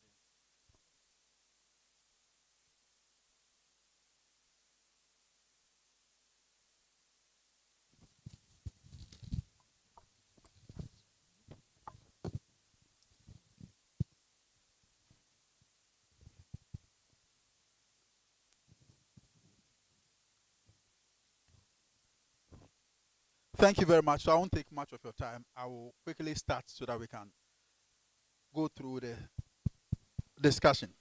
Okay, so we'll start from my far right, right? Yeah, my far right. And, if you don't mind, can you introduce yourself to us and what to do? Your name I've mentioned, but I want to know you and also especially the role you play in your organization. Okay, thank you very much, Mr. Moderator. My name is Dorothy Chidi. I work with Prudential Life Insurance now in the capacity of Chief Commercial Officer. What that means is I work with a team that works with corporate institutions. We deliver insurance solutions that corporates can use, as well as bank assurance partners can use. But I would like to add that I also am a sponsor for a CSR activity which focuses on financial literacy. So for us in Prudential, we take financial literacy very seriously. This is just one of the ways we focus on financial literacy. Our flagship focus tool is what we call the Cha-Ching, and that focuses on getting young people to understand how money behaves, from how to earn, how to save, how to donate, the whole money cycle. And we have tools online. If you Google Cha-Ching, CHACHING, you'll find very interesting cartoon-based videos that you can engage your young learners up to primary class 6 with to catch them young before they get too old. Yeah. Thank you very much. My name is Mimi Ananiapia. I lead the Advisory and Education Department of Axis Pension Trust. Thank you. My name is Miriam Maku Emisa, and I work with the client experience team, which looks at dealing with after sales. After you have bought the investment product, what next? So all the issues that come up and enquiries and feedback. So that's what I do with Stanbic Investment Management Services. Thank you. Then our last panelist. Okay. So my name is Gloria Kuto, and I lead the financial planning and international product decks for EcoBank Group Wealth and Asset Management. So what I do is we set tools and structures to ensure that our clients are able to plan for their finances. They're able to have wealth protection products in collaboration with other institutions, and eventually they are able to transfer this wealth to the next generation. And in addition to that, we also have products that are offshore that will help our clients diversify their investments across asset classes and also across currencies and geographical locations. Thank you. Yeah, thank you very much. And you can give them a hand of applause. Thank you, ladies, for making time to join us this morning and this afternoon. We are indeed privileged to have you here. Again, it is not by sheer coincidence. There's a reason behind the arrangement of the panel that we have this afternoon. Evidence and available data suggest that, especially in Ghana, we are aging. In other words, we are living longer now than we used to be in the past. Now, again, if you look at our structure as a country and our cultural background as a country, our economic architecture has been set up in such a way that the male species or the male gender is the one that is naturally, economically empowered. But then if you are talking about a household, a complete household, you need a man and you need a woman. Now, data suggests and shows clearly that men are dying earlier and faster than women. This then exposes the women and the children to a greater financial freedom risk. And so if you want to build our society, if we want to help impact our society, we need to rethink how we position the female gender when it comes to economic empowerment. So that in the next few years, should the trend continue on, when the male species depart, or the male in the house will depart, the female will be empowered enough to continue managing the financial resources of the household. So for a topic like this that talks about how we can use financial products and services on our path to financial freedom, we cannot have any set of panelists to discuss this topic more than the women, because they will give us the female aspect of it, and they will help us to know what exactly we are doing wrong that we have to correct, so that should we depart, we will depart the world in such a way that we leave our asset in safe hands as they take care of it for us. Thank you very much. Okay, so we know what has happened to us, and especially in this country, Ghana, we have gone through some turbulence by way of our financial services space. If you have observed the space, we've gone through difficult financial times. I'll walk you down memory lane. This is what has happened. For the past 10 years, we started with DKM, where individuals lost money. DKM was a licensed financial institutions microfinance by Bank of Ghana. It didn't end there. Within that sense, the Bank of Ghana had to clear the system by revoking the license of more than 140 microfinance institutions. Then we came to 2017, there was an official financial sector cleanup where individuals lost money, financial institutions lost their investment. It didn't stop with the banks. It was an entire financial services sector cleanup. Fund management companies had problems, and they also lost licenses. Insurance companies also had to recapitalize. Then we talked about Men's Gold. Men's Gold was not an official player in the industry, but in some way, somehow they succeeded in patching themselves within the industry and also got some funds to themselves, unofficially anyway. What am I trying to put across?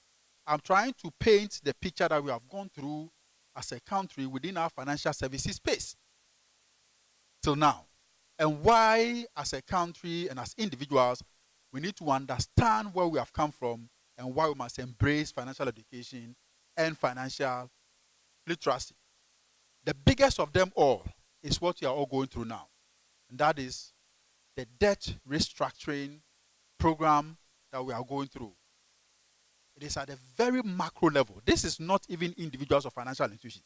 This is an entire economy that is going through debt distress. Beneath all this happening is financial education, financial skills, and personal financial management. Mimi, what will you say to us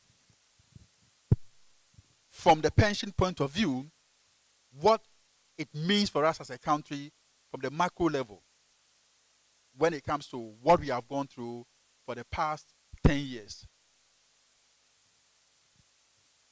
Especially for the pensions industry, and how you are retooling yourself to move on from these difficult times. Okay, so the pensions industry has undergone some reforms, and I think just about the time that these things started, we were now coming up, with the addition of the defined contribution schemes, which allow individuals to go beyond what they contribute to SNIT, which is more like an insurance, and put something also in a defined contribution scheme, which is more like an investment. And I believe the two play a good role in having a comfortable retirement. It's a bit sad, and I also was saddened by seeing pensioners picketing after all these years of hard work. But one thing this revealed to me was the lack of diversification, or putting all our eggs in one basket. Investing for your retirement is long term, and we know that when you are investing long term, it comes with certain risk. There are so many things that could happen in the next 20, 30 years as you plan for your retirement. So just putting it in one place is not good enough. Luckily for us in the industry, we have an investment guideline that seeks to diversify. However, we are still exposed to government securities significantly. So what this has brought out is the need for us to re-look at our investment guideline, because even with what we had, a lot of trustees weren't taking advantage of the other opportunities available, because when it comes to investments, you can have a lot of pressure from clients for high interest rates. I went here and I got this interest rate, and for some of these alternatives, they wouldn't be giving you this 35%, 34%. So it made a lot of people, focus more on the bonds, forgetting that these investments are long-term funds, and should anything happen, we'll all be found wanting. So I think the situation has revealed the loopholes in some of our investment strategies as pension trustees, and these things are being discussed. Also, it has pushed organizations that are in charge of curating products to start thinking about what other products can we bring out apart from our regular money market or fixed income mutual funds. So I think this has started a conversation, and I'm hoping that in the next few years we'll see more products that will help us as we plan for our retirement, have a more diversified portfolio that is not even limited to just Ghana, so that in the future, regardless of the uncertainties, we'll still retire comfortably. Yeah, Mimi is telling us that the current happenings has invoked in the industry the need to rethink, need to innovate, and to make sure that they can have products that can prepare us for the future. Most especially when the future is not so certain for us. Within the insurance space, what can we know from the insurance space? So yes, we also were very heavily exposed. I think insurers generally would put the premium collected, policyholder fund away. So we also were exposed to investing in bonds and all that. What it has taught us is the need, like she said, to diversify. But that said, I think the average insurance company has some amount of diversification in place already. And by very nature, insurance is all about taking the risk that the individuals who buy policies or the companies that buy policies have. So by our very nature, we are risk takers, taking the risk off the individuals. So we recognize that, and investing is not the main thing, is the risk underwriting, which is our main focus as an institution. So yes, lessons learned, but the commitment to the promise that we made in the insurance policy terms and conditions have remained. In other words, we have continued to keep our side of the bargain based on the commitments that we have made to clients. But it does challenge us to look closely at how we are backing those promises going into the future. But it hasn't taken away from the promises that we have made. Okay, so you are still being assured that the insurance sector is very resilient, and we can fall on the insurance sector to help us manage risk. So please don't be worried. Buy your insurance product, invest in them, and you will definitely be indemnified when the risk crystallizes. Miriam, anything that we need to know from the asset and farm management space of our economy concerning what has happened to the country and how it trickled down on the individual and family level? I think for us to, similar to what Dorothy and Mimi have said, is for us to rethink some things that we used to do. I think the first one would be education for us. And personally, I would say telling an investor to stay calm in the midst of uncertainties is like telling my 5-year-old to stay calm at the playground. It just won't happen. But unfortunately, it is really the time to stay calm when you are in an uncertain market. I think that we need to do more in terms of education. And that is when we realize a lot of gaps in the information that investors have when it comes to the solutions that we offer. So for a collective investment, for instance, you can have a client coming to you and telling you that I gave you my money, but I didn't tell you to invest in treasury bills or bonds. Meanwhile, the product itself states the kind of investments you can do.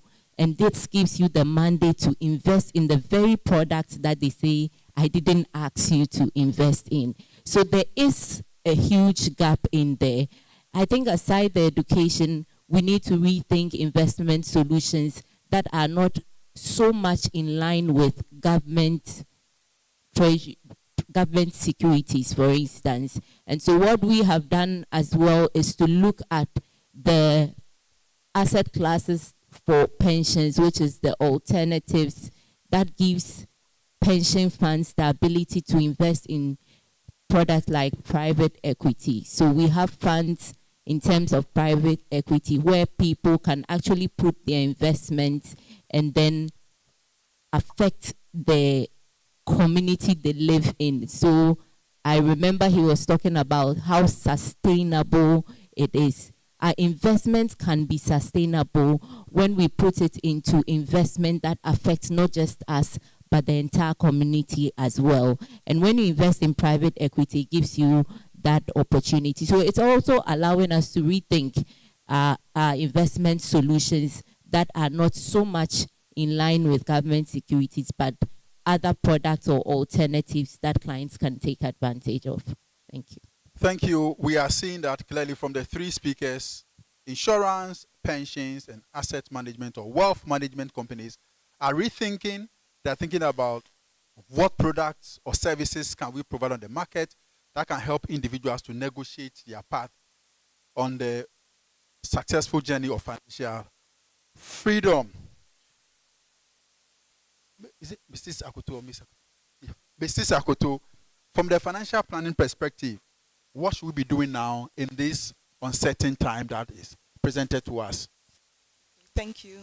So indeed, the other speakers have spoken about diversification, which is key. It can't be overemphasized. But in addition to that, I think that one of the key things from the financial planning perspective is to ensure that we are getting our investors to invest in products that match their objectives. So we don't have people come in to invest in product just because they have heard other people talk about it or other people inform them that they did it and it was good. So one of the key things that we are doing is to ensure that we design a suitability tool that will assess the client, and then we also rate the product so that you ensure that whatever product you're advising the client specifically meets their objectives and also meets their risk tolerance level. So these are some of the key things that we are looking at to ensure that if you have a client that comes with a low risk, you don't go and match that client with a product that comes with a high risk. I always say that we don't have an investment that is good, we don't have an investment that is bad. It all depends on who is buying that investment. If it meets your objectives, if it meets your risk tolerance and your time horizon, then it will be good for you. So these are some of the things that I think that we need to rethink looking at all that has happened. Thank you. So there are products, but know your investment objective, the goal you want to achieve for undertaking the investment. Then don't forget your risk tolerance level. That is a thermometer you need to check, because if you don't check that, you are going to be overtaken by events. And you'll be shocked at yourself that you cannot even have what? The heart it takes to manage a small percentage loss on your investment. Any of you can answer this. So what are some of the current products available on the market that we can speak in general terms that is available, that in the midst of this difficulty, as we await stability, an individual can just, go for? Because trust me, confidence in the financial services sector as we speak now is very low. Looking at where we have come from for the past 10 years. Most especially this time around, that even the failure is coming from the overall center of the economy. What should we do as investors? And what product, in general terms, not specific terms, because we have not assessed any individual's objective, the goal, the term, and even the risk. What are some of them that we can think of? Is to anyone among you who want to? Yeah. Okay, so I believe in uncertain markets like these, it's a good idea to keep your portfolio diversified. And so when I say portfolio, don't think about an institution. Think about your portfolio as an individual. The funds that you have, the money you have is your portfolio. And you can decide to split it up and put it into diverse investment products. What I noticed from all that has happened is that, and I'll speak concerning bankers because that's where I'm aligned. We want to invest in what we know, and so we end up putting all our money into investment that we seem to be comfortable with. So a lot of us had all our monies in either a collective investment or a treasury bill, or have bought a bond and put that money into it. So when all of this happened, then it was like my entire portfolio was shaky. But if we go out and then do something different, then we have a bit here and a bit there. A lot of us don't like risk. I think the culture in Ghana is that most people are risk averse, but there's equity that people don't think of. But because of the risks attached to it, they might want to hold off.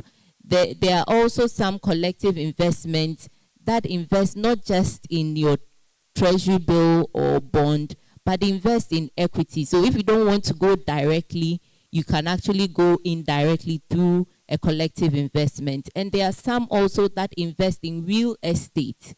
Yes, there may not be many on the market, but there are some that you can still invest in. I also believe that it's a good idea to keep your investment short.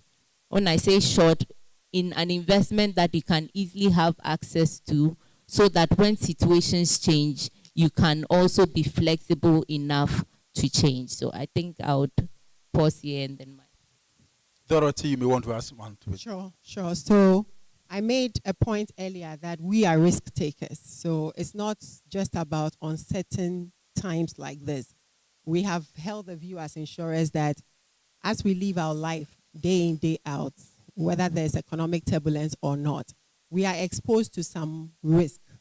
And therefore, we ought to take insurance to take care of that or those risks. And there is insurance solution for almost every life's risk that is possible, be it for an individual or even for institutions, businesses, insurance solutions to cover your property, to cover your life, to cover even critical illness or permanent disablement that you may suffer. So without economic turbulence, we, in living our life, are exposed to the chance that these things would happen. And that's why we have had insurance. And when I mentioned earlier that risk takers, we continue to do what we have done in the past, I want to add that naturally, every insurance company would reinsure. Meaning that when we take your risk, we don't sit on it all, because we also recognize that when the risk happens and we have to cough out everything, it can be too much for us. So we would reinsure, and our reinsurers will also do what they call retrogression. So there's splitting of your risk in such a way that when you suffer the risk, we may be the ones paying you, but we are recouping some of that from our reinsurer, who is also recouping from another institution. So that's our job, risk taking. So we continue to have solutions, products on the market that take care of this. We have classes of products we call the pure risk products. Pure risk products.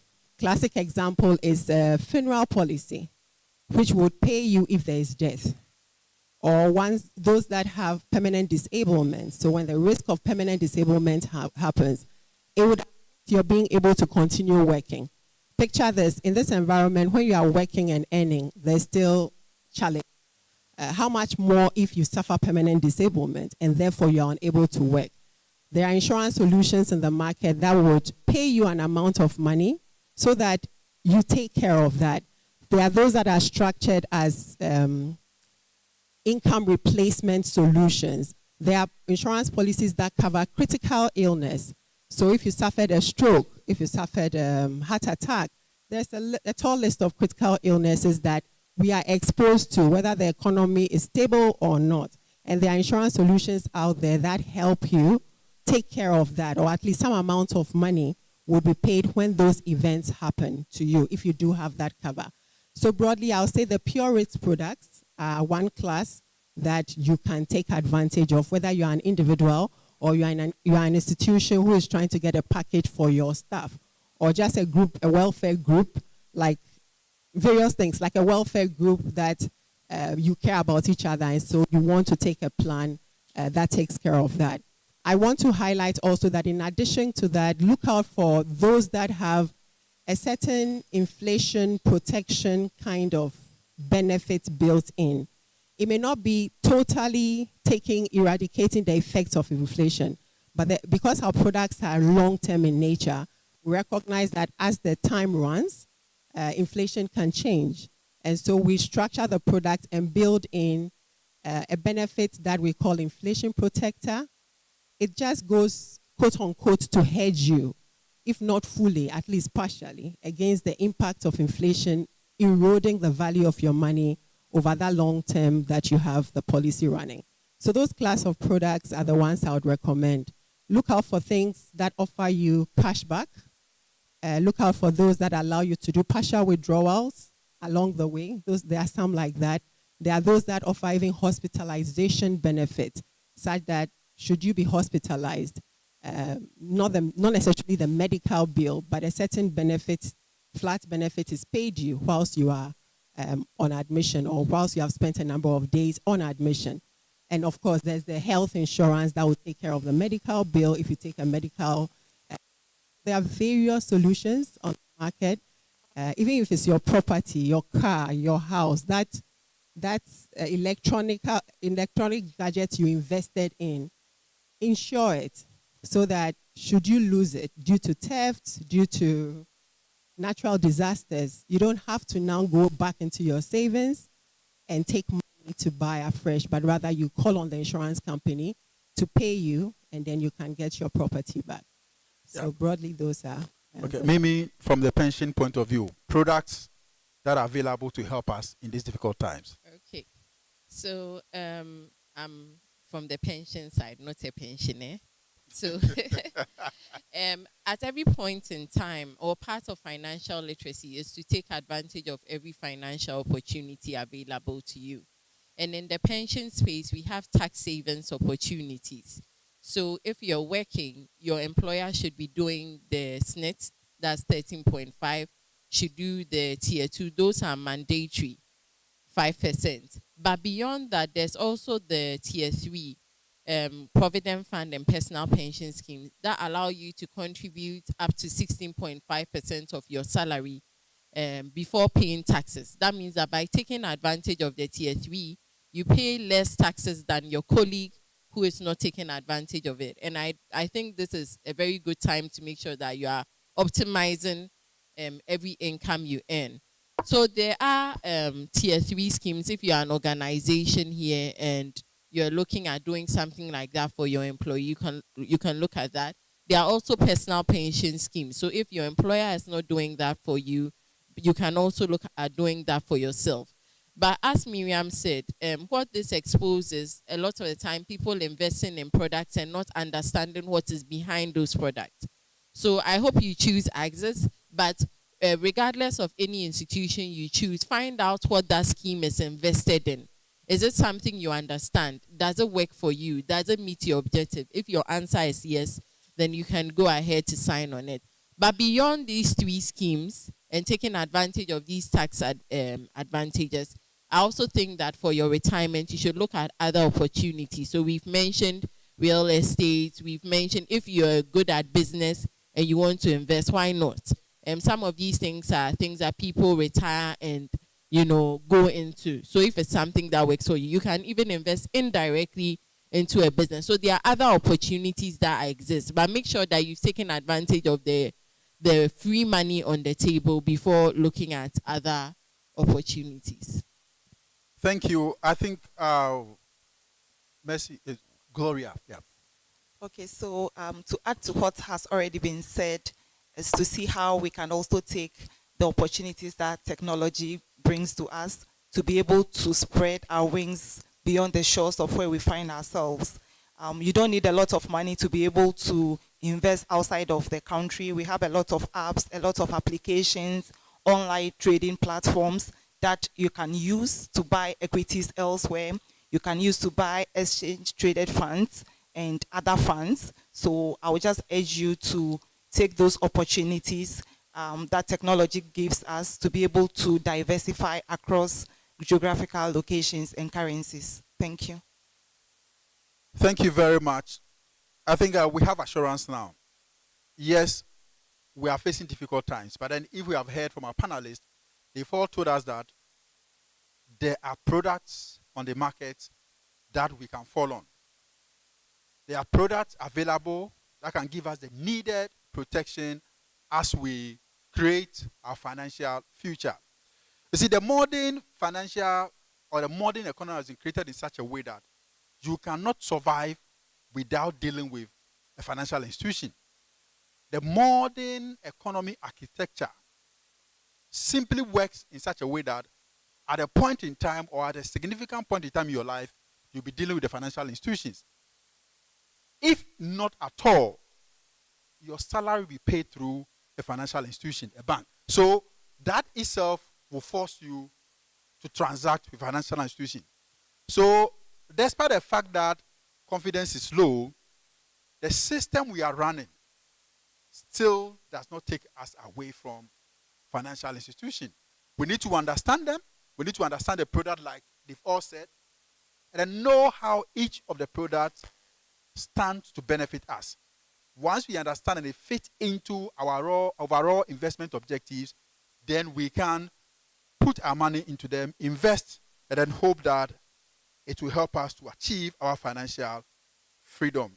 Gloria, how do we plan for our personal financial future this time? Can you walk us through how we should plan? Okay, so thank you. So in planning for our personal financial future, I think the other panelists spoke about the issue of the mindset, and I remember Mr. Jato spoke about a book he came across. And again, we want to emphasize the issue of the mindset because everything starts from the mind. So it is key that we prepare our mind towards wealth creation. And some of the ways in doing this is through reading materials on investments. Even being in sessions like this exposes us to a lot of knowledge, and then also speaking to professionals in the industry for us to understand exactly where we are putting our money. Secondly, it is key that we set goals. We set financial goals, and so that we don't just wake up, get money, and then move to an investment house and put the money in. And it is key that we ensure that these goals are not just set just as one. We categorize them into short-term goals, medium-term, and long-term goals, because we have different needs. And it is also important that we all learned in school that when we are setting general goals, the goals should be SMART. That also works with our financial goals. We should ensure that these goals that we are setting are measurable, they are specific. All the SMART attributes that we assign to goal setting, we ensure that we have that in place. And then it is also key, the third point I want to talk about is for us to be able to plan our expenses. So budgeting is key. Again, technology has availed a number of budgeting tools online for us. We should be able to track our expenses so that we know exactly where every CD, every peso is going. And one of the principles that I use, and I know a number of people use, is what we call the 50-30-20 principle. So it is key for you to identify the difference between your needs and your wants. So what that principle basically talks about is that when you receive your money, at least 50% of it should be used towards your needs, 30% towards your wants, and then at least 20% towards your savings or investment. So it is very important for us to be able to set some of these things. And then I think we also spoke about impulse buying, ensuring that once we are budgeting, then it will help us to eliminate the issues of impulse buying, because then it means that we are going to adequately plan for whatever we do. And I keep saying that the whole purpose of a budget is not to restrict you, but the purpose is to allow you to plan for the things that you love doing. So if you want to take that vacation, yes, you can still take that vacation, but ensure that you plan towards it. If you want to buy that iPhone, yes, you can still purchase it, but just ensure that you plan towards it. And then finally, when it comes to investment, again, I'll speak about diversification. Let's ensure that we don't put all our eggs in one basket, and let's ensure that we speak to a professional financial planner. And I know that almost all the investment houses run advisory businesses. Speak to the right people, understand where you are putting your money before you do that. Thank you.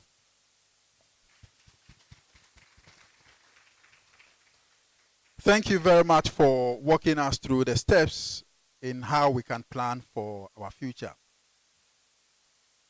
Dorothy, what time should I purchase? And at what time in my life should I purchase life insurance? Or should I bother about life insurance? I like the question. And I say the time is now. Maybe the right answer is it should have been earlier. And there's no better time than now if you haven't bought it yet. Okay, before you go on, I'm a young guy. I'm in school. So why should I bother about life insurance? Well, it's because the life risk we are all exposed to, you are exposed to that as well. Critical illnesses, paralysis. There's a tall list of critical illnesses that happen to even children. How much more someone in school, in a university, for instance. Aside that, maybe that's the time you actually need it more, because that's when you are not working and therefore not have enough money to take care of the emergencies in life. So if you are in school and your parents are not stable themselves, or you don't have support network that can take care of you should your parents pass, and therefore there's need for money to take care of final expenses, or need for money to take care of younger siblings that come after you, or should a parent suffer permanent disablement and you want to help that person, you want to consider life insurance. And I say, The products are structured in such a way that you can take what your pocket can handle. So we generally in the market structure the products that you can take a small sum assured if that's what you can afford. And then as your state gets better, maybe when you start working and earning better, you then can upgrade that to a higher cover. If you are married now, then maybe you want to upgrade and include a spouse and perhaps parents-in-law in addition to your parents. So when is a good time? I say it's now. And yes, it works better if you are working and earning so that you can sustain the premium payments because you'll be required to pay premium payments to sustain the policy. So I say to my young brothers and sisters that today you spend money whether you are earning or not. Check and ask yourself, what are you spending the money on compared to that other risk you are exposed to that if you took insurance would protect you to some extent at least, if not fully. What are you spending your money on? Is there any savings you can make so that you put in a small cover? And as your earning capacity gets better, then you can increase that cover. That's what I would say. So at any point in time, I say the earlier you started, the better. But if you haven't started, the best time is now. And another reason why the best time is now is that for me who is in life insurance, we price or we give you a premium to pay usually based on your age. And the younger you are, all things being equal, the less the risk of death. And therefore, less the premium we ask you to pay. And what is more, when you start a policy, you sort of lock in your premium at the age you started. Unless you've chosen things like the inflation index benefit, the inflation protector that I talked about, which would escalate your premiums over the years. And I recommend you always take that benefit, even though it may be optional. But for that, the premium you take at the time you are buying is locked in based on the age you are. So today, if I have a 45-year-old person and perhaps a 30 or a 20-year-old person wanting to take, say, a funeral policy for 50,000 cover, both of them are taking 50,000 cover, the 45-year-old person will surely pay more for 50,000 cover than that 30 or 25-year-old would pay for that same 50,000 cover. But like I was saying, you lock in the premium at the time you buy it. And so I say the earlier you go, the better. Otherwise, you would have to pay a lot more down the line because once you are older, we expect that the risk of death is higher and therefore we price higher for you at that point. Yeah, in proper personal financial planning, you need to have insurance. You have been told that the right time to buy insurance is now. Most importantly, when you are young, because it tends to influence how much you pay by way of premium. Mimi, what about pensions? At what time should I think about contributing into a pension scheme? So I would say that as soon as you get your first job. So as soon as you get your first yes, job. Insurance is now, pension is as soon as you get your first job. Yes. Because every income you earn, your income earning capacity reduces. So make sure that you are also growing your financial capital so that once it reduces, the financial capital can take off from there. Okay, hold on. Can you explain that? You say every income I earned implies that what? The total that I have to receive has reduced by 1. Yes. Because I've earned 1 today, it has reduced by 1. It's declining indirectly, right? So we are all going to school so that we can increase our earning capacity or our human capital. Yeah. Every month you earn a salary, exactly. You've reduced 1 month from that. Maybe you have 300 salaries exactly. to earn over your lifetime. Every month you take your salary, it's less you one. Reduce that. So if all is going into your stomach, very soon you have nothing and nothing to live off.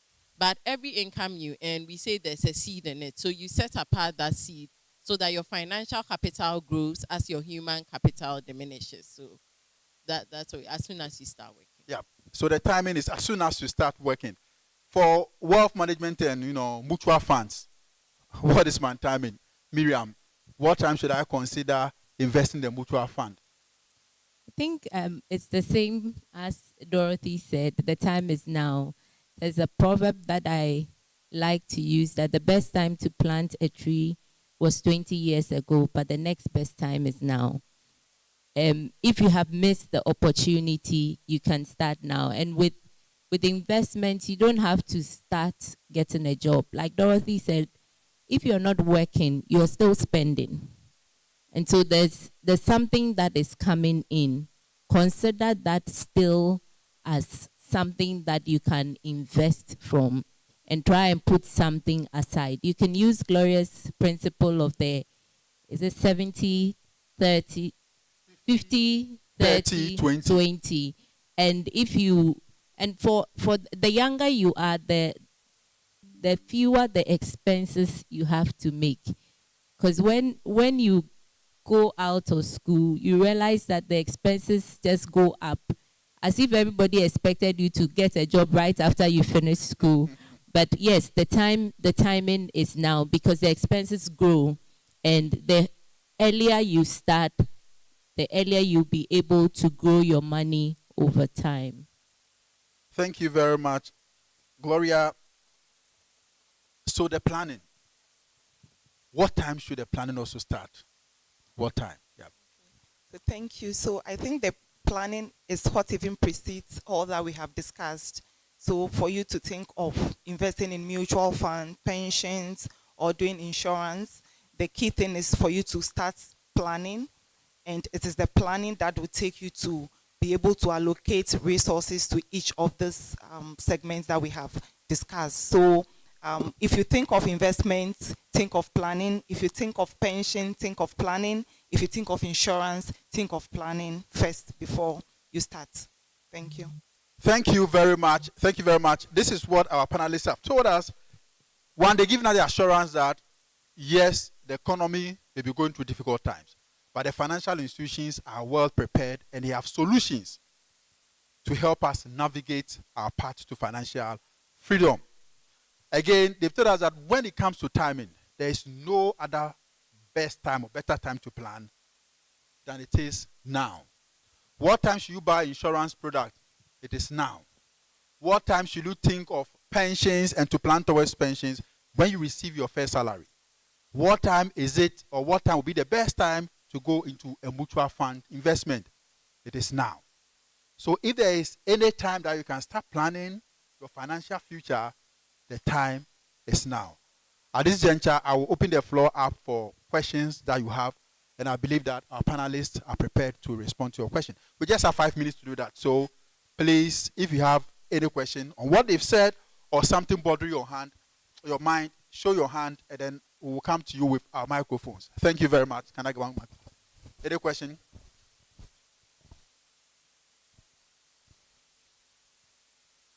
Yep, there's one hand here.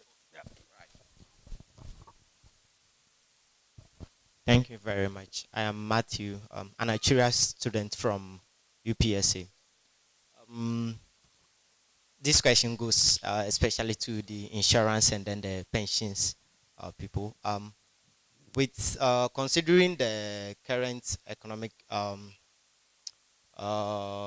stress that we are going through, how are you able to lessen the burden on your clients in terms of premium payments and then other stuffs like that? Do you reduce your prices, or is there any benefit? Something like that. Thanks. Thank you. Thanks very much for that question. So what we do is to give you room to be able to amend your policy downwards so that the premium is more affordable if you are at a point where you think the premium is no longer affordable. But if you want to maintain the same level of benefits, then yes, the same level of premium is what we expect that you pay.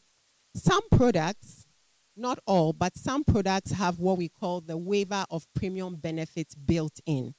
So if the solution you have taken has a waiver of premium benefit, depending on the terms and conditions of that product, I've seen waiver of premium benefits that kick in when you have made a claim. As the main life, there's been a claim made. One of the major claims have been made, and therefore then there's no premium payments required for the other people who are covered on the policy. That's one way. But I've also seen some of the savings type products where you can decide when you want to take that premium paying break. So for some reason, maybe you've lost the job and so you are unable to pay. My recommendation that you reduce your benefits to a more affordable premium is not what you want because you cannot handle any at all. Then you can, should I say execute or let the benefits that allows you to go on a premium paying break kick in. But please note, it's not on every product. You want to take a look at the product, see what benefits are in there, and how it allows you to play around being able to tone down premium payments or go off premium payment for a season, and then perhaps come back when you have now found a job or you are able to now pay the higher premium. Did we answer the question? If we have another question from the one audience. more. Oh, you want to add? Okay. So from our end, we pay the tier 2 and 3 a percentage of your salary. So once you are getting that salary, that one will deduct. However, the provident fund or the tier 3 is a bit flexible. So depending on your company rules, they can decide at times are hard. So we wouldn't make it compulsory for our staff. That is up to the company. But the personal pension, just like she said, will give you the room to take it up or down based on what you can handle.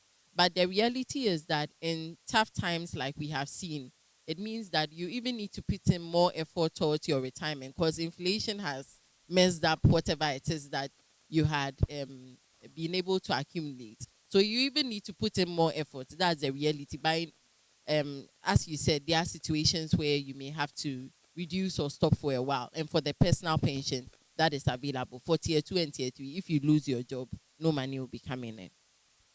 So the institutions are very flexible. They understand the difficulties we are going through, and they have built in the product mechanisms that will help the individual not to, and if you heard them, not to stop investing in the product, but just for you to manage your way around so they can keep the product because it is something good that will benefit you. Thank you. There's a hand at the back. Yeah, thank you very much. I think any of the panel members can respond to this. I do hear most young people or young guys who are into sports betting call it investment. So you see a young man and he tells you, Charlie, may your investment be a sports betting. And as intellectual or with your depth of knowledge in investment, do you think sports betting can be attributed to investment, and is it a good thing that young men should, put their money in because they call it investment and they get returns on it? My younger cousin 3 days ago invested 200 cedis. Today, 68,000 Ghana cedis within few minutes. So, how do you respond to this? Thank you. Okay. Woo! Okay. So let me start, right? Let me start then. The practitioners will help.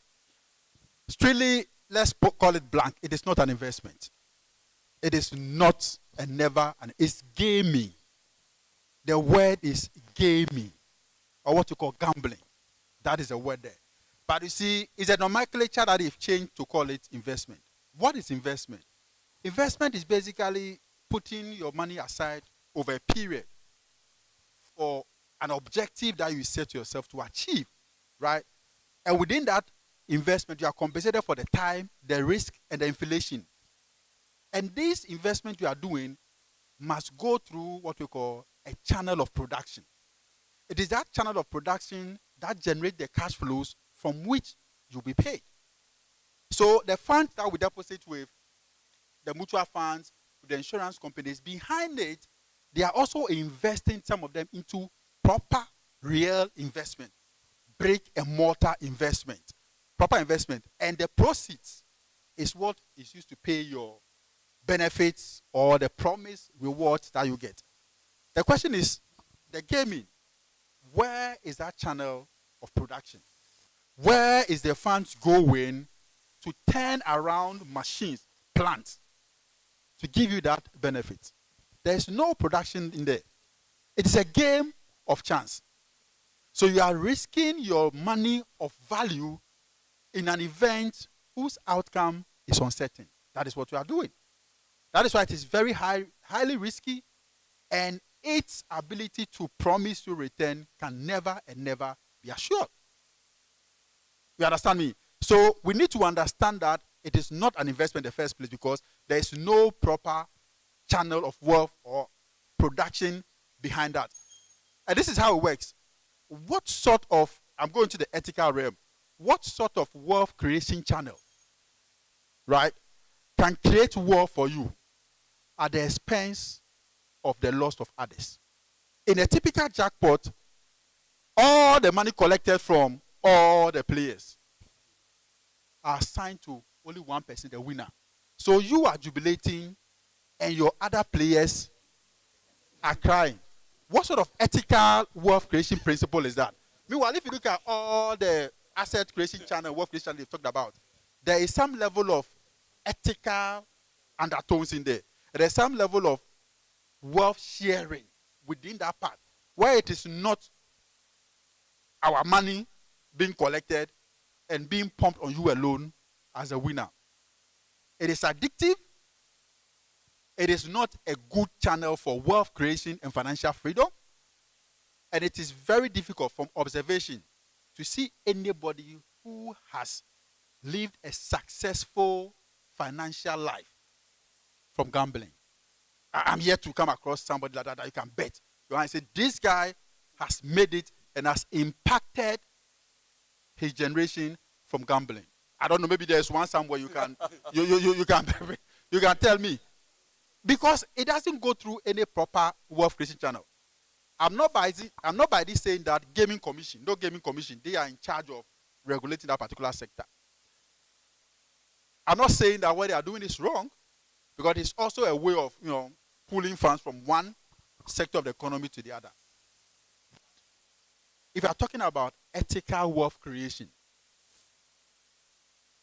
if you are talking about how addictive it is, you are talking about how destructive it is, because if you get addicted to it, look, you can steal somebody's laptop to go and sell just to go and play a game. And is that how you want to create wealth? That is not the answer, the approach to creating wealth. Again, there is empirical evidence that suggests that individuals who are heavily into this gaming are so much into substance abuse. No substance abuse.